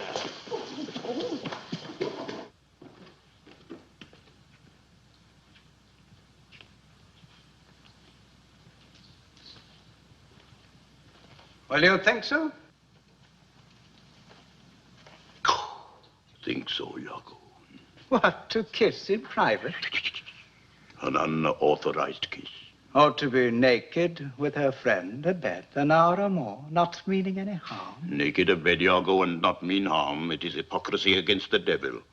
They that mean virtuously and yet do so, the devil their virtue tempts, and they tempt heaven. So, they do nothing. 'Twould have been your slip. But if I give my wife a handkerchief... What then? Why, then 'tis hers, my lord. Being hers, she may, I think, bestow it on any man. She is protectress of her honor, too. May she give that? Her honor is an essence that's not seen. They have it very oft that have it not, but for the handkerchief... Ah, by heaven, I would most gladly have forgot it. Thou saidst, oh, it comes o'er my memory as doth the raven o'er the infected house, boding to all. He had my handkerchief. Aye.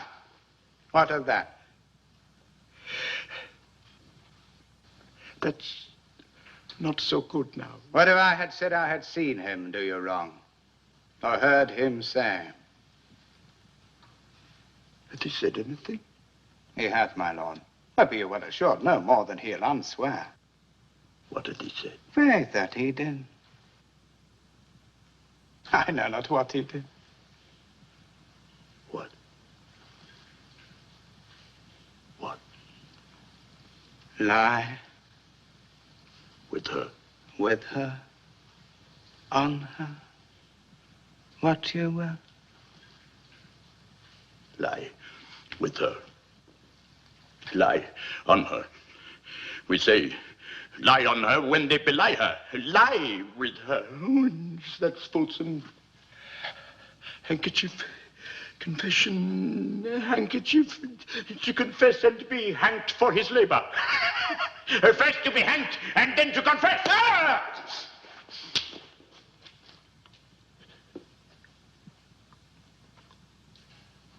Honest. I tremble at it. Nature would not invest herself with such shadowing passion without some instruction. It is not words that shakes me thus. Noses, ears, lips. It's possible. Confess. Handkerchief.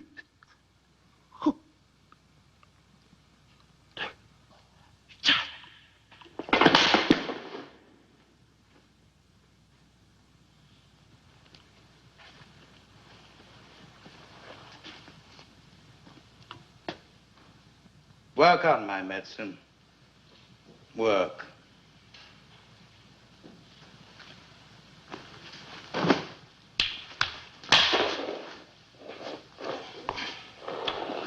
Hello, my lord. My lord, I say. Othello. And now, Cassio. What's the matter? My lord has fallen into an epilepsy. This is his second fit. He had one yesterday. Rub him about the temple. No, forbear. The lethargy must have its quiet course. If not, he foams at mouth. And by and by breaks out to savage madness. Look, he stirs. Do you withdraw yourself a little while? He will recover straight. When he is gone, I would on great occasion speak with you.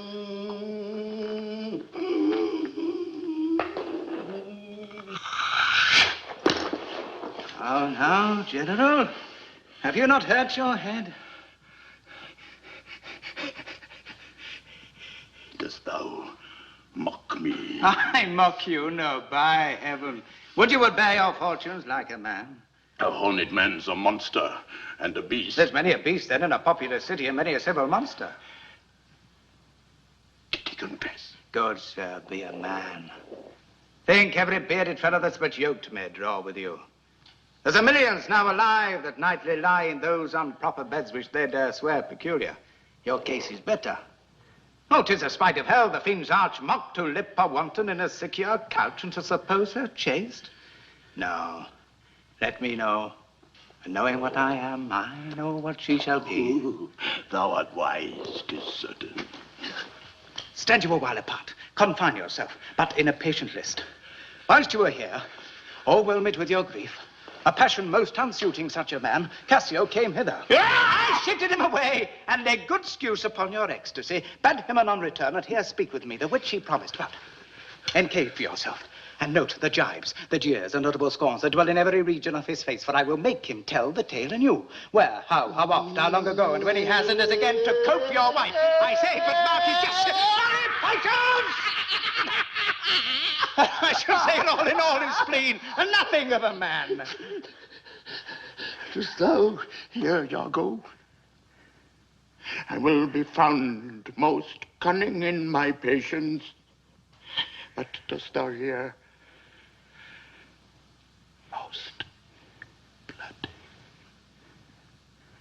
That's not amiss. But yet keep time in all. Oh, will you withdraw?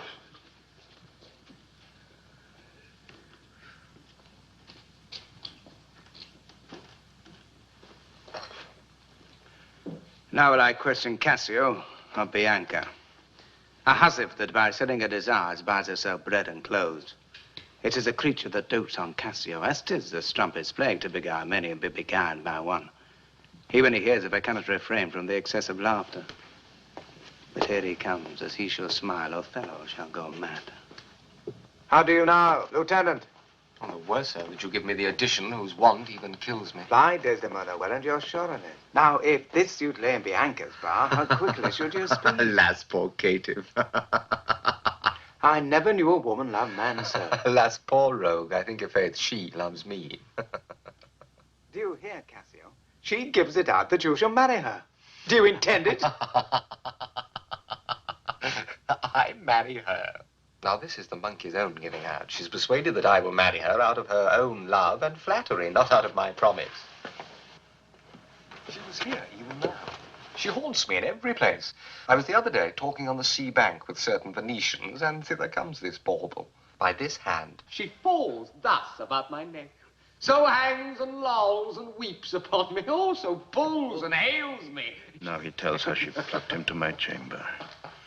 Oh, I see that nose of yours, but not the dog I shall throw it to. Well, I must leave her company. For me. Look where she comes. Tis such another fit you. Marry a perfumed one. Now, what do you mean by this haunting of me? What did you mean by this same handkerchief you gave me even now? Oh, I was a fine fool to take it. I must take out the work on it.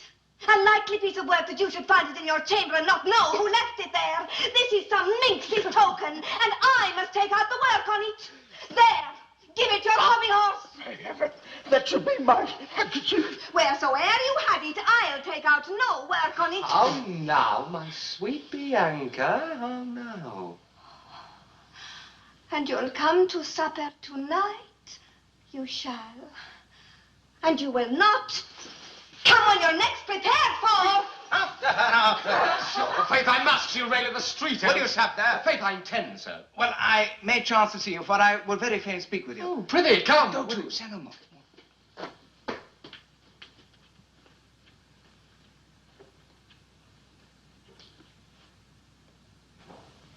How shall I murder him, Iago? Did you perceive how he laughed at his vice? Iago. And did you see the handkerchief? Was that mine? Yours, by this hand. And to see how he prizes a foolish woman, your wife. She gave it him, and he hath given it his whore.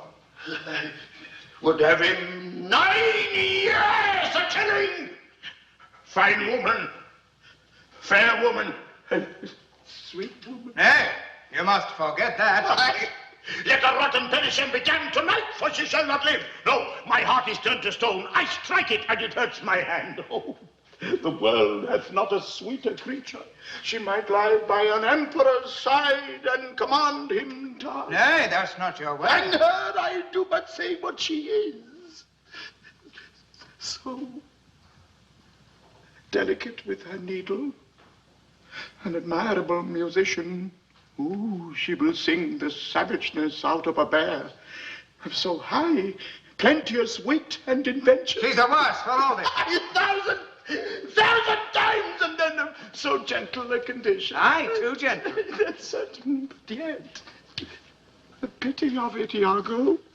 Oh, Iago, the pity of it, Iago.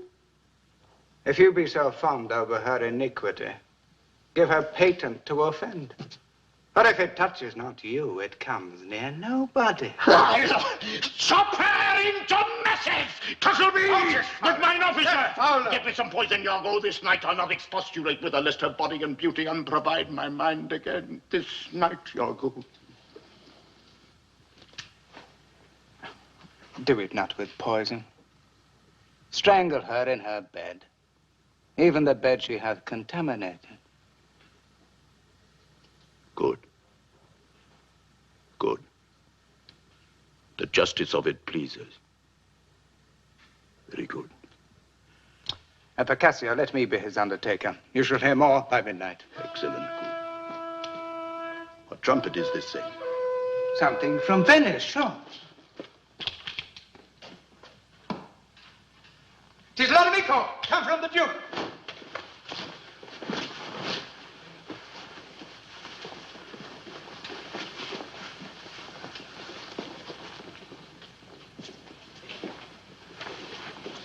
See, your wife is with him.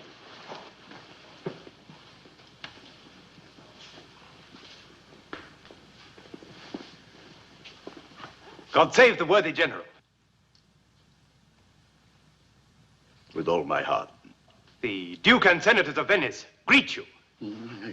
Kiss the instrument of their pleasure. How now, good cousin Roderigo, what's the news with you? I am very pleased to see you, Signor. Welcome to Cyprus. I thank you. How does Lieutenant Cassio? Live, sir.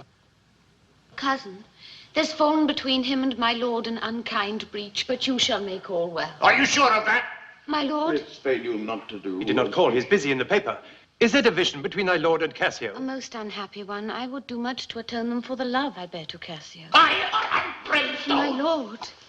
Are you wise? But is he angry? Maybe the letter moved him, for as I think they do command him home, deputing Cassio in his Oh, government. by my troth, I'm glad on't. Indeed. My lord. I'm glad to see you. Mad? Why, sweet Othello? I have not deserved this. My lord, this would not be believed in Venice, though I should swear I saw it. 'Tis very much. Make her amends. She weeps. Devil! Devil! If that the earth could teem with women's tears, each drop she falls would prove a crocodile. Out of my sight! I will not stay to offend you. Truly an obedient lady. I do beseech your lordship, call her back. Mistress? My lord. What would you with her, sir? Who, I, my lord? Aye, sir. You did wish that I should make her turn. Sir, she can turn and yet go on and turn again. And she can weep, sir, weep. And she's obedient, as you say, obedient, very obedient. Proceed you in your tears. Concerning this well-painted passion, I am commanded here. Get you away. I'll send for you anon. Sir, I obey the mandate and will return again to Venice. Handsome!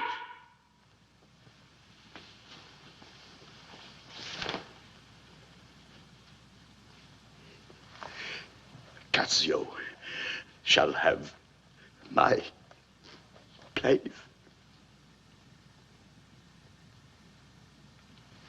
And, sir, I do beseech tonight that we may sup together. Oh, you are welcome, sir, to Cyprus. Goats!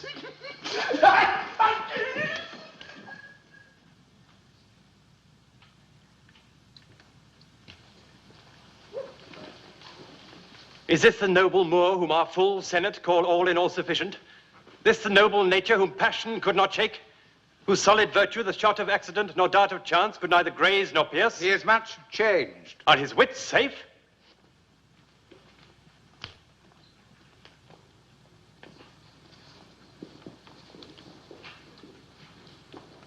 Is he not light of brain? He's that he is. I may not breathe my censure what he might be. What, strike his wife? Faith, that was not so well. Yet would I knew that stroke would prove the worst. Is it his use, or did the letters work upon his blood, and did you create this fault? Alas, alas, it is not honesty in me to speak what I have seen and known. You shall observe him, and his own course he shall denote him so that I may save my speech. I am sorry that I am deceived in him.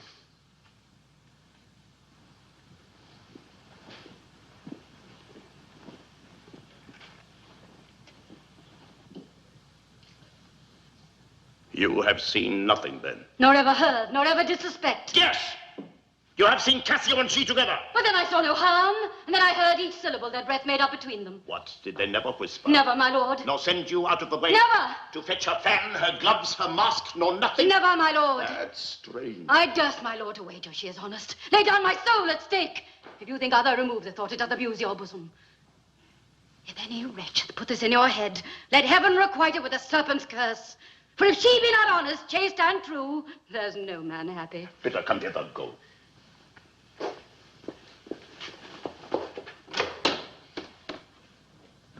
She says enough. Yet she's a simple bawd that cannot say as much.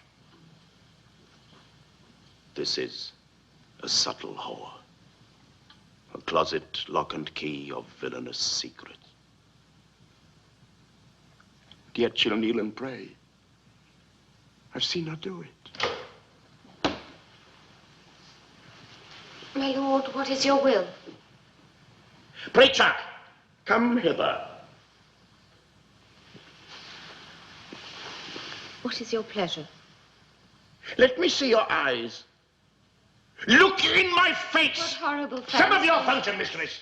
Leave Procreus alone and shut the door. Cough or cry him if anybody come. Your mystery no dispatch.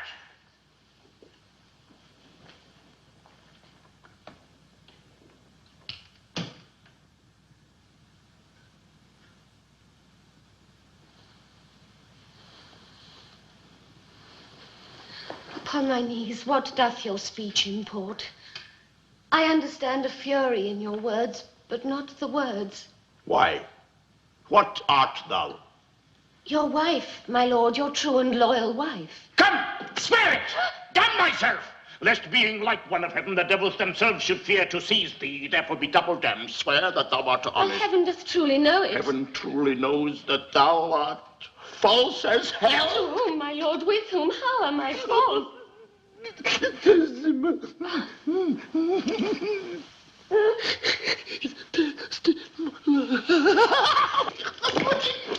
Alas, the heavy day. Why do you weep? Am I the occasion of these tears, my lord? Had it pleased heaven to try me with afflictions, had there rained all kinds of sores and shames on my bare head, steeped me in poverty to the very lips, given to captivity me and my utmost hopes, I should have found in some part of my soul a drop of patience. But, alas, to make me a fixed figure for the time of scorn, to point his slow, unmoving finger at, yet I could bear that too well, very well. But there where I have garnered up my heart, where I must live or bear no life, the fountain from the which my current runs or else dries up, to be discarded thence, or keep it as a cistern for foul toads to knot and gender in. Turn thy complexion there, patience, thou young and rose-lipped cherubim, aye! There, look grim as hell. My noble lord esteems me honest. Oh, aye, as summer flies are in the shambles that quicken even with blowing. Oh, thou weed that art so lovely fair, and smellst so sweet that the sense aches at thee, would thou hadst ne'er been born! Oh, alas, what ignorant sin have I committed? What's this pair of paper, this most goodly book made to write whore upon? What committed? As a public commoner, I should make very forges of my cheeks that would to cinders burn up modesty did I but speak thy deeds. What committed? Heaven stops the nose at it, and the moon winks. The wind, the bawdy wind that kisses all it meets, is hushed within the hollow mine of earth, and will not hear it. What committed? Impudent strumpets! By heaven, you do me wrong. What, you're not a strumpet? No, as I am a Christian. If to preserve this vessel from any foul, unlawful touch be not to be a strumpet, I am none. Not a whore. No, as I shall be saved. Oh, heaven, bless us. I cry you mercy then. I took you for that cunning whore of Venice that married with Othello. You mistress that had the office opposite to St. Peter and keep the gates of hell. You. We've done our course. Here's money for your pains. I pray you, turn the key and keep our counsel. Alas, what does this gentleman conceive? How do you, madam? How do you, my sweet lady? Faith half asleep. Good madam, what's the matter with my lord? With who? With my lord, madam. Who is thy lord? Why, he that is yours, sweet lady. I have none. Do not talk to me, Amelia. I cannot weep, nor answer have I none but what should go by water. Prithee, tonight lay on my bed our wedding sheets. Remember, and call thy husband hither. Here is a change, indeed. 'Tis meet I should be used so. Very meet. How have I been behaved that he might stick the smallest opinion on my least misuse? What is your pleasure, madam? How is't with you? I cannot tell. Those that do teach young babes do it with gentle means and easy tasks. He might have chid me so, for in good faith I am a child at chiding. What's the matter, lady? Alas, Iago, my lord is so behold her, thrown such despite and heavy terms upon her as true hearts cannot bear. Am I that name, Iago? What name, fair lady? Such as she says my lord did say I was. He called a whore. A beggar in his drink could not have laid such terms upon his cabbage. Why did he, sir?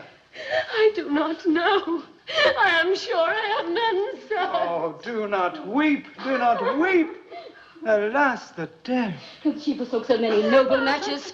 Her father, her country, and her friends to be called whore. Would it not make one weep? It is my wretched fortune. Oh, beshrew him for it.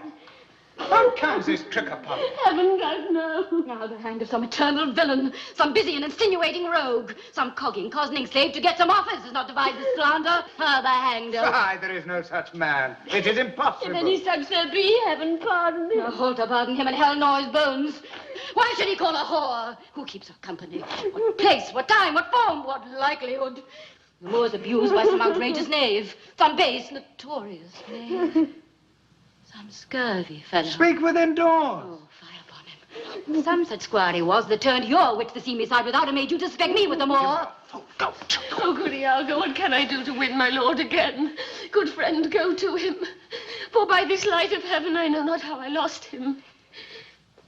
Here I kneel. If e'er my will did trespass against his love, either in discourse or thought or actual deed, or that mine eyes, mine ears, or any sense delighted them in any other form, or that I do not yet and ever did and ever will, though he do shake me off to beggarly divorcement, love him dearly. Comfort forswear me. Unkindness may do much, and his unkindness may defeat my life, but never taint my love. I cannot say, oh, it doth abhor me now I speak the word, to do the act that might the addition earn, not the world's mass of vanity could make me.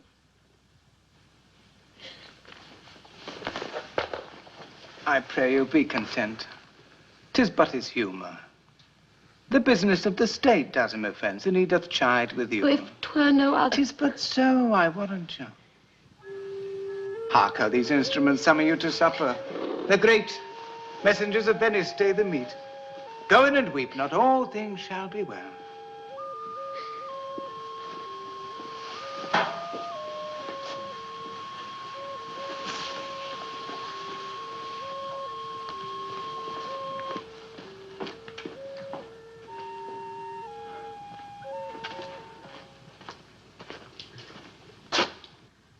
Oh, no, Roderigo. I do not find that thou dealst justly with me. What? In the contrary. Every day thou doffst me with some new device, Iago. And rather, as it seems to me, keeps from me all conveniency than suppliest me with the least advantage of hope. You charge me most unjustly. With naught but truth. I have wasted myself out of means. The jewels you have had from me to deliver to Desdemona would half have corrupted a votarist. You have told me she hath received them and returned me expectation and comforts of sudden respect and acquaintance, but I find none. Very well, go to, very well. Very well, go to. It is not very well, and I cannot go to. By this hand I say 'tis very scurvy, and I begin to find myself fopped in it. Very well. I tell you, it is not very well. I will make myself known to Desdemona. If she will return me my jewels, I will give over my suit and repent my unlawful solicitation. If not, assure yourself I shall seek satisfaction of you. You have said now? Aye, and I have said nothing but what I protest intendment of doing.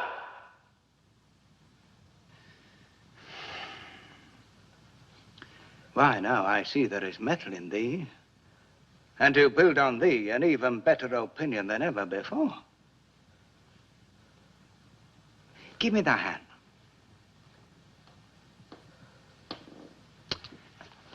Roderigo, if thou hast that within thee, indeed, which I have greater reason to believe now than ever, I mean purpose, courage, valor, this night show it. If thou the next night following enjoyeth not Desdemona, take me from this world with treachery and devise engines for my life. Well, what is it? Is it within the bounds of reason and compass? Sir, there is a special command come from Venice to depute Cassio in Othello's place. Is that true? Why, then, Othello and Desdemona return again to Venice? Oh, no.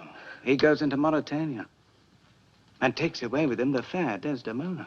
Unless his abode be lingered here by some accident wherein none could be so determinate as the removing of Cassio. How do you mean? Removing of him? By making him incapable of Othello's place. Knocking out his brains.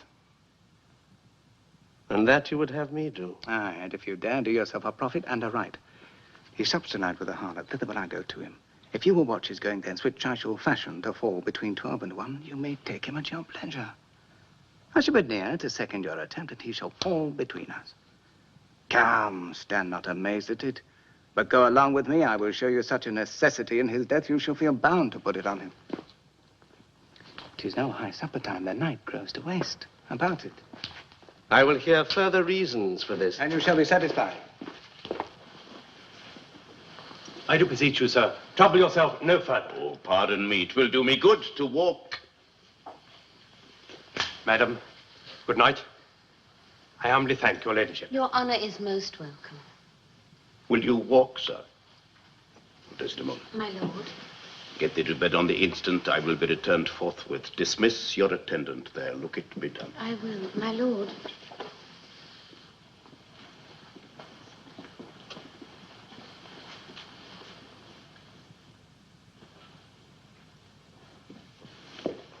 How goes it now, madam? He looks gentler than he did. He says he will return incontinent.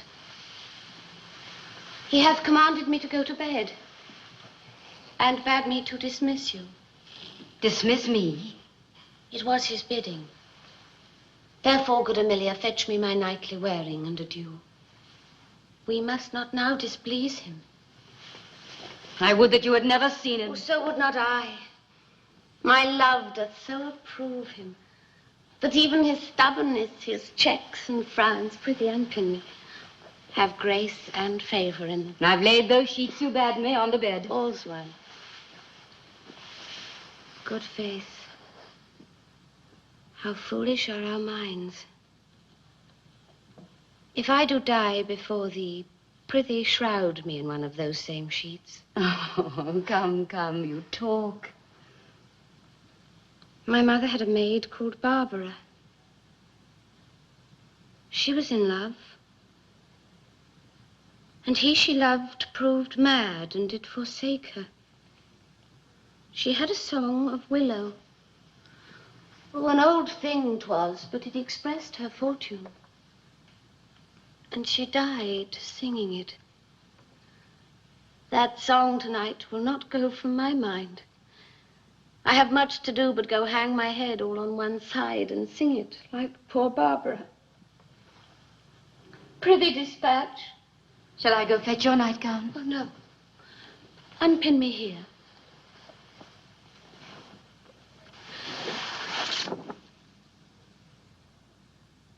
This Roderigo is a proper man. A very handsome man. He speaks well. I know a lady in Venice who'd walk barefoot to Palestine for a touch of his nether lip. A poor soul sat sighing by a sycamore tree. Sing all a green willow, her hand on her bosom, her head on her knee. The fresh streams ran by her and murmured her moans.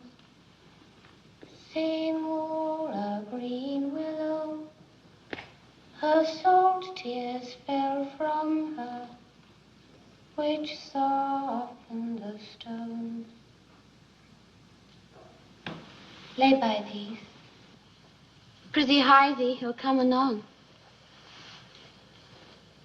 Let nobody blame him, his scorn I approve.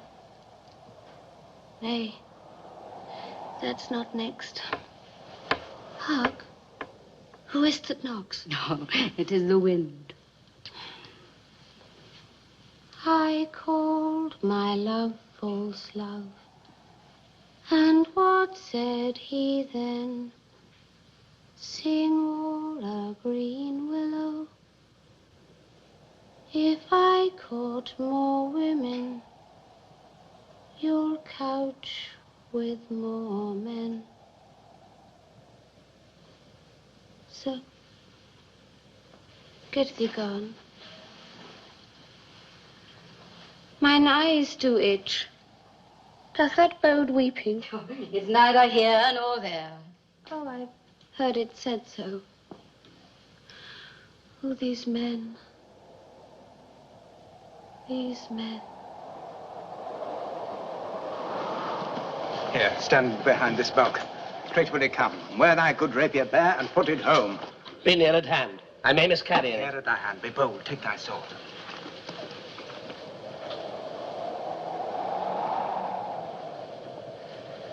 I have rubbed this young quat almost to the sense, and he grows angry. Now, whether he kill Cassio, or Cassio him, or each to kill the other, every way makes my gain. Live Roderigo, he calls me to a restitution large of gold and jewels that I bobbed from him as gifts to Desdemona. It must not be. If Cassio do remain, he has a daily beauty in his life that makes me ugly. And besides, the Moor may unfold me to him. There stand I in peril. No. He must die. Be it so. I hear it coming.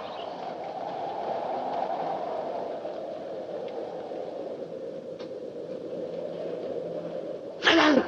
Thou die! That trust had been mine enemy indeed, but that my coat is better than thou thinkst. I will make proof of thine. I'm slain. No watch. No passage. Who's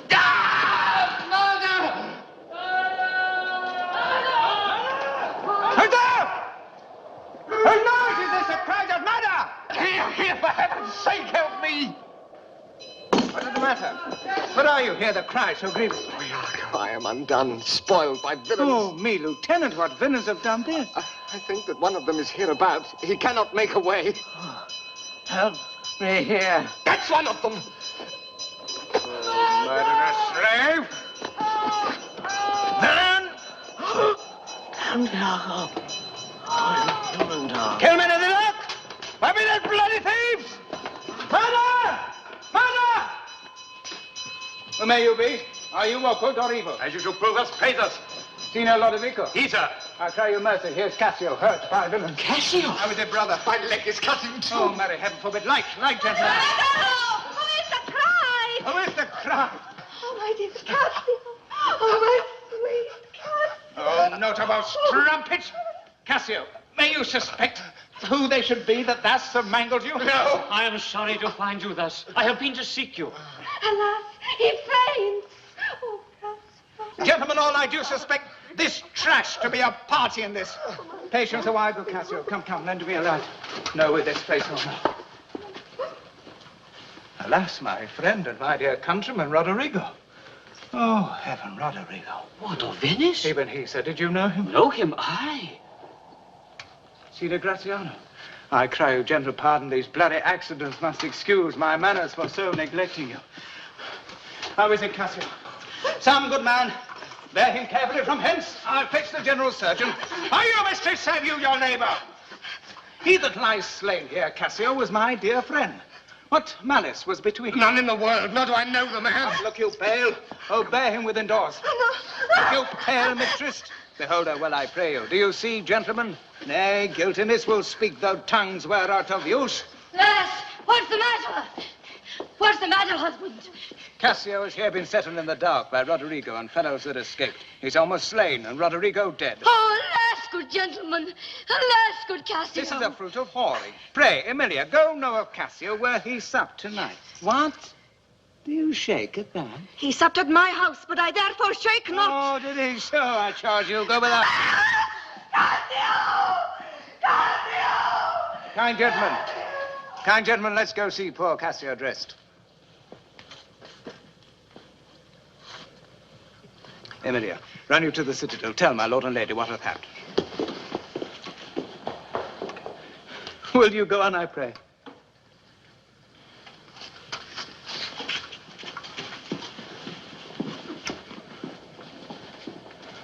This is the night that either makes me or fordoes me quite.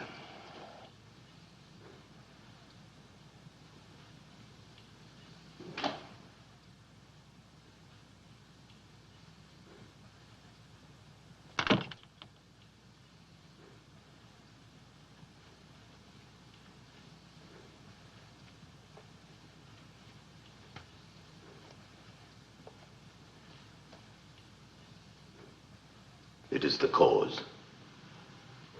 It is the cause, my soul. Let me not name it to you, you chaste stars. It is the cause. Yet I'll not shed her blood, nor scar that whiter skin of hers than snow, and smooth as monumental alabaster. Yet she must die, else she'll betray more men.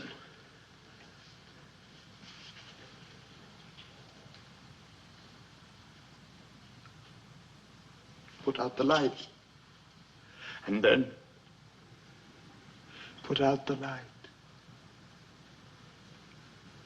If I quench thee, thou flaming minister, I can again thy former light restore, should I repent me. But once put out thy light, thou cunningst pattern of excelling nature, I know not where is that Promethean heat that can thy light relume. When I have plucked the rose, I cannot give it vital growth again. It needs must wither. I'll smell it on the tree.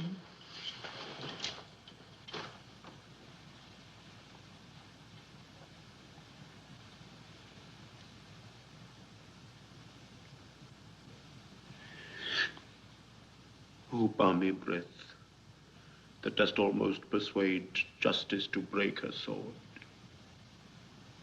Once more. Once more.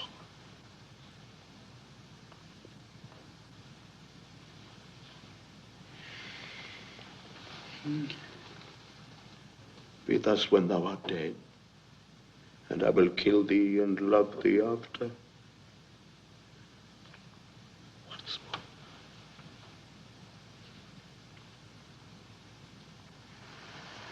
And this the last. So sweet, was ne'er so fatal. I must weep, but they are cruel tears. This sorrow's heavenly, it strikes where it doth love. Joy. Who's there? Oh, Othello. Aye, Desdemona. Will you come to bed, my lord? Have you prayed tonight, Desdemona? Aye, my good lord. If you bethink yourself of any crime, unreconciled as yet to heaven and grace, solicit for it straight. Alas, my lord, what may you mean? Well, do it and be brief. I will walk by. I would not kill thy unprepared spirit, no. Heaven forfend, I would not kill thy soul. Talk you of killing? Aye, I do. Then heaven have mercy on me. Amen with all my heart. If you say so, I hope you will not kill me. And yet I fear you. Why I should fear, I know not, since guiltiness I know not, and yet I fear. Think on thy sins. Well, they are loves I bear to you. And for that thou diest. That death's unnatural that kills for love. Peace and be still! What's the matter? That handkerchief which I so loved and gave thee, thou gavest to Cassio.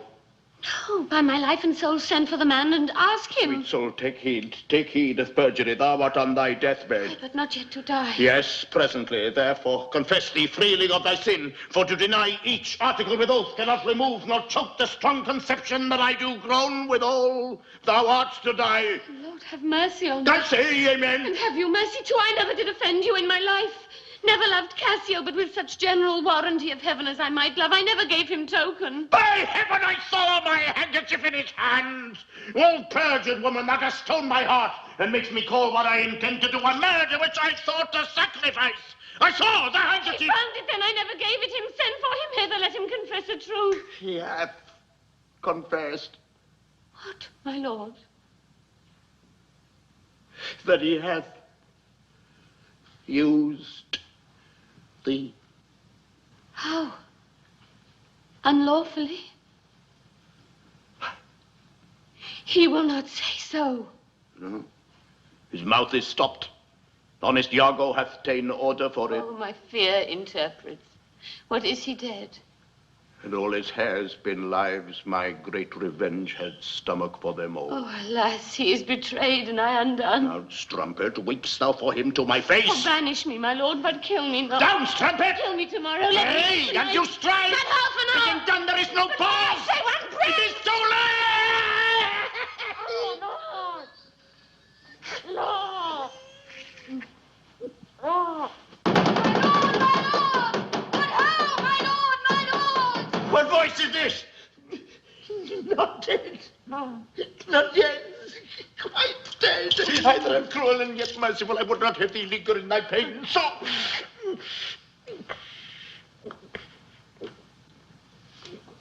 What ho, my lord, my lord! So. Who's there? Oh, good my lord, I speak with you. Yes, it is Amelia. By!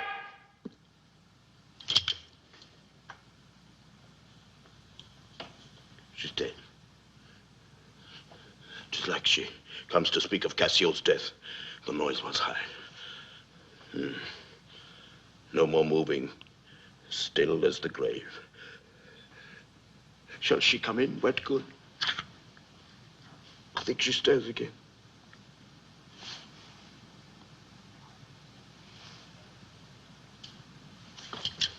No. What's best to do? If she come in, she'll sure speak to my wife. My wife. My wife. What wife? I have no wife. Insupportable. Oh, every hour. Methinks it should be now a huge eclipse of sun and moon, and that the affrighted globe did yawn at alteration. I do beseech you that I may speak with you, good my I had forgot thee. Oh, come in, Amelia. Oh, good my lord, yonder's foul murder done. Now. But now, my lord. It is the very error of the moon. She comes more near the earth than she was wont, and makes men mad. Cassio, my lord, has killed a young Venetian called Roderigo. Roderigo killed and Cassio killed. No, Cassio's not killed. Not Cassio killed, then murder's out of tune, and sweet revenge grows harsh. Falsely murdered. Lord, what drives that? That is my lady's voice. Ah! Help, help! Oh, lady, lady, speak again. Sweet Desdemona. Oh, sweet lady, speak. The guilt is death. I die. But who has done this deed? Nobody.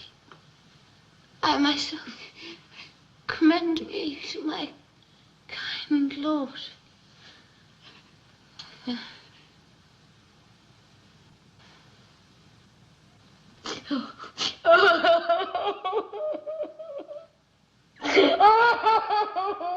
Why? How should she be murdered? Alas, who knows? You heard her say herself it was not I. She said so. I must needs report a truth. Oh. She's like a liar gone to burning hell. 'Twas I that killed her. Oh, the more angel she, and you the blacker devil.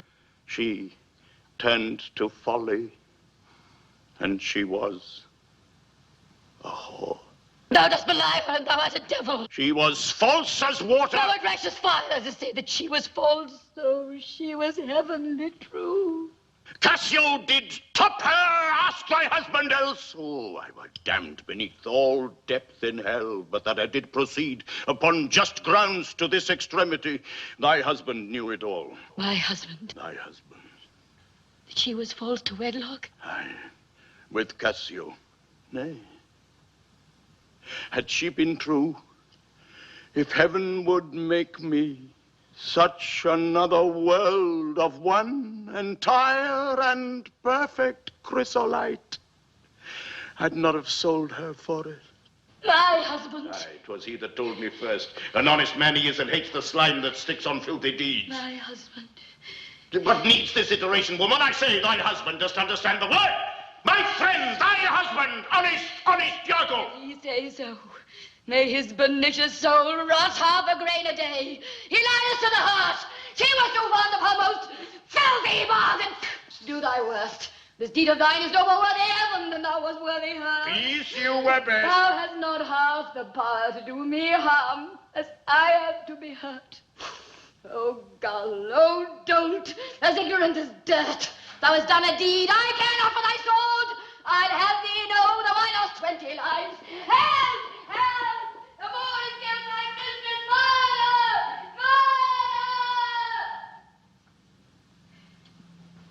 Murder! What is the matter? Now, General. Oh, are you come, Iago? You have done well that men must lay their murders on your neck. What is the matter? Disprove this villain if thou be'st a man. He says thou told him that his wife was false. Oh, I know thou didst not. Thou art not such a villain. Speak, for my heart is full. I told him what I thought, and told no more than what he found himself was apt and true. But did you tell him she was false? I did. You told a lie. An odious, damned lie. Upon my soul, a wicked, wicked lie. She false with Cassio. Did you say with Cassio? With Cassio, mistress. Go to, charm your tongue. I will not charm my tongue. I am bound to speak. My mistress here lies murdered on her bed, and your report has set the murder on. Say not, master. Villainy, It's not strange truth. I think upon it. I think.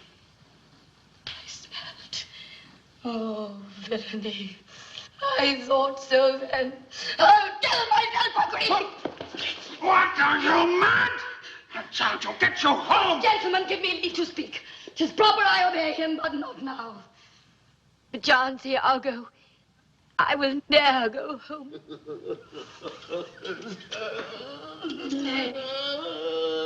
Lay thee down and roar. Thou hast killed the sweetest innocent. The tear did lift up eye. Oh, she was foul! I scarce did know you, uncle. Here lies your niece, whose breath indeed these hands have newly stopped. Poor Desdemona. I'm glad thy father's dead.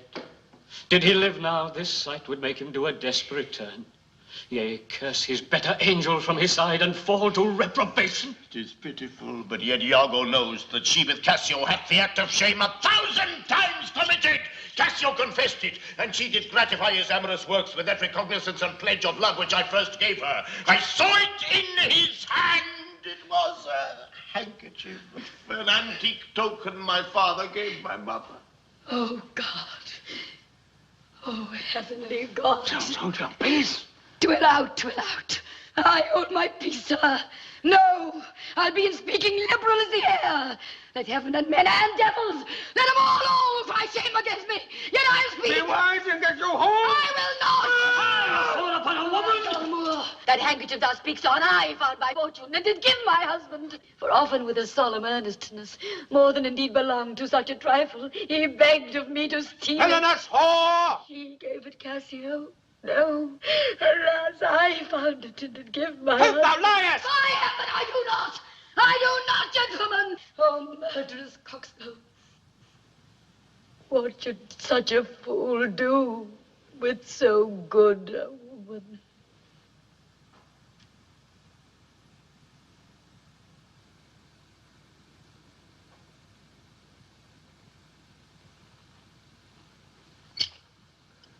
Are there no stones in heaven but what serve for the thunder? Precious villain! The woman falls. Sure he hath killed his wife. Let me by my mistress' side. Come. Guard the door without. Let him not pass, but kill him rather. I'll answer that same villain, for 'tis a damned slave.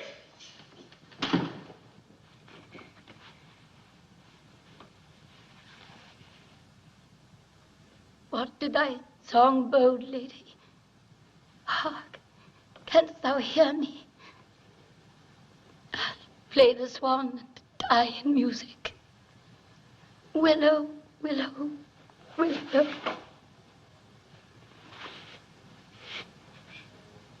Moor, she was chaste. She loved thee, cruel Moor.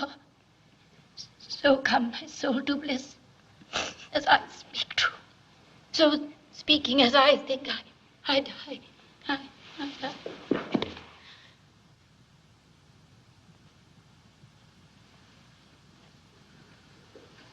I am not valiant neither, that every puny whipster gets my sword.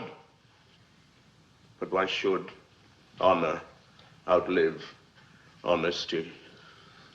Let it go all.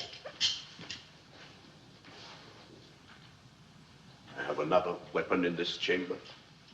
It is a sword of Spain, the ice-brook's temper. Here it is. Franco! I must come forward! Thou attempt it, it will cost thee dear. Thou hast no weapon and perforce must suffer. Look in upon me then and speak to me, or naked as I am, I will assault thee. What's the matter? Behold, I have a weapon. A better never did itself sustain upon a soldier's thigh. I've seen the day that with this little arm and this good sword I've made my way through more impediments than 20 times your stop. Ah, but oh, vain boast, who can control his fate? 'Tis not so now. Be not afraid, though you do see me weapon. Here is my journey's end. Here is my bat, and very sea mark of my utmost sail. Do you go back dismayed? 'Tis a lost fear. Man but a rash against Othello's breast, and he retires. Where should Othello go? Now. How dost thou look now? Who, ill-starred wench, pale as thy smock, when we shall meet at Compt, this look of thine will hurl my soul from heaven, and fiends will snatch at it. Cold, cold, my girl, even like thy chastity. Cursed, cursed slave! Whip me, ye devils, from the possession of this heavenly sight. Blow me about in winds. Roast me in sulphur. Wash me in steep down gulfs of liquid fire. Oh, Desdemona, dead! Desdemona, dead! Dead! Where is this rash and most unfortunate man? That's he that was Othello. Here I am. Where is that viper? Bring the villain forth.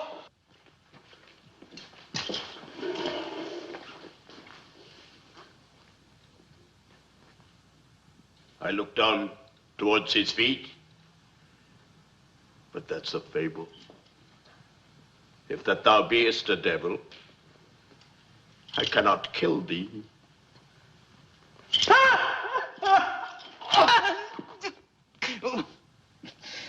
I bleed, sir, but not kill. I'm not sorry neither. I'd have thee to live. For in my sense 'tis happiness to die. O thou Othello, that wert once so good, fallen in the practice of a damned slave, what should be said to thee? Why, anything.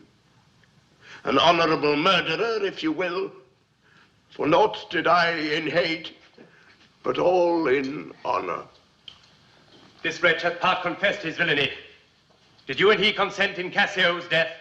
Dear General, I would never give you cause. I do believe it, and I ask your pardon. Will you, I pray, demand that demi-devil why he hath thus ensnared my soul and body? Demand me nothing.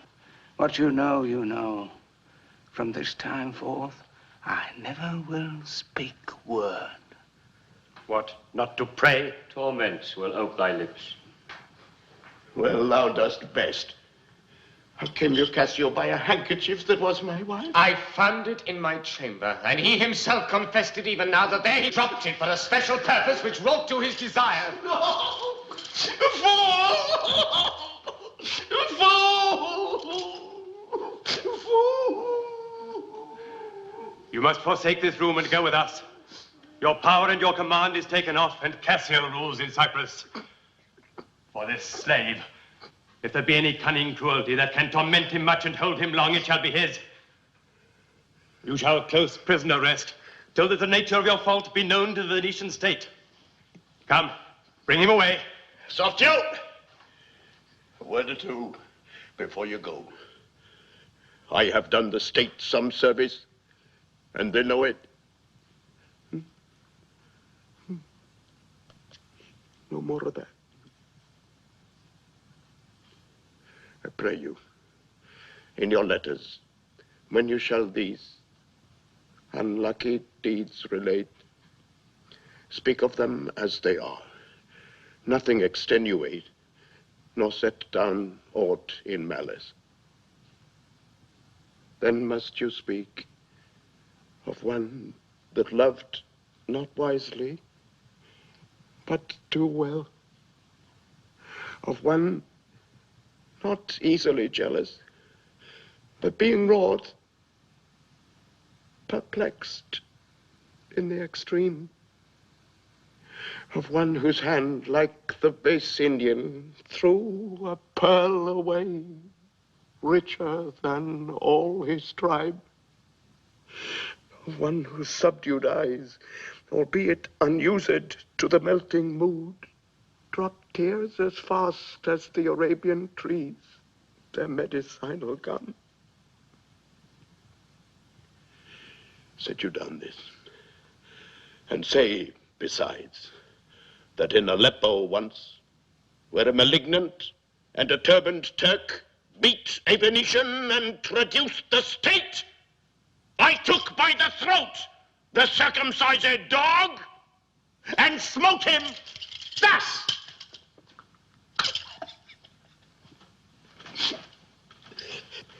Kiss thee, and I kill thee. No way but this, killing myself to die upon a kiss. This did I fear, but thought he had no weapon. For he was great of heart. Oh, Spartan dog, more fell than anguish, hunger, or the sea. Look on the tragic loading of this bed. This is thy work. The object, poisoned sight, let it be hid.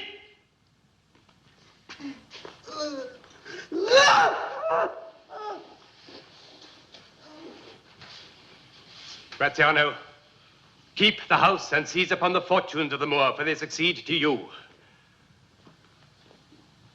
To you, Lord Governor, remains the censure of that hellish villain, the time, the place, the torture. Oh, enforce it.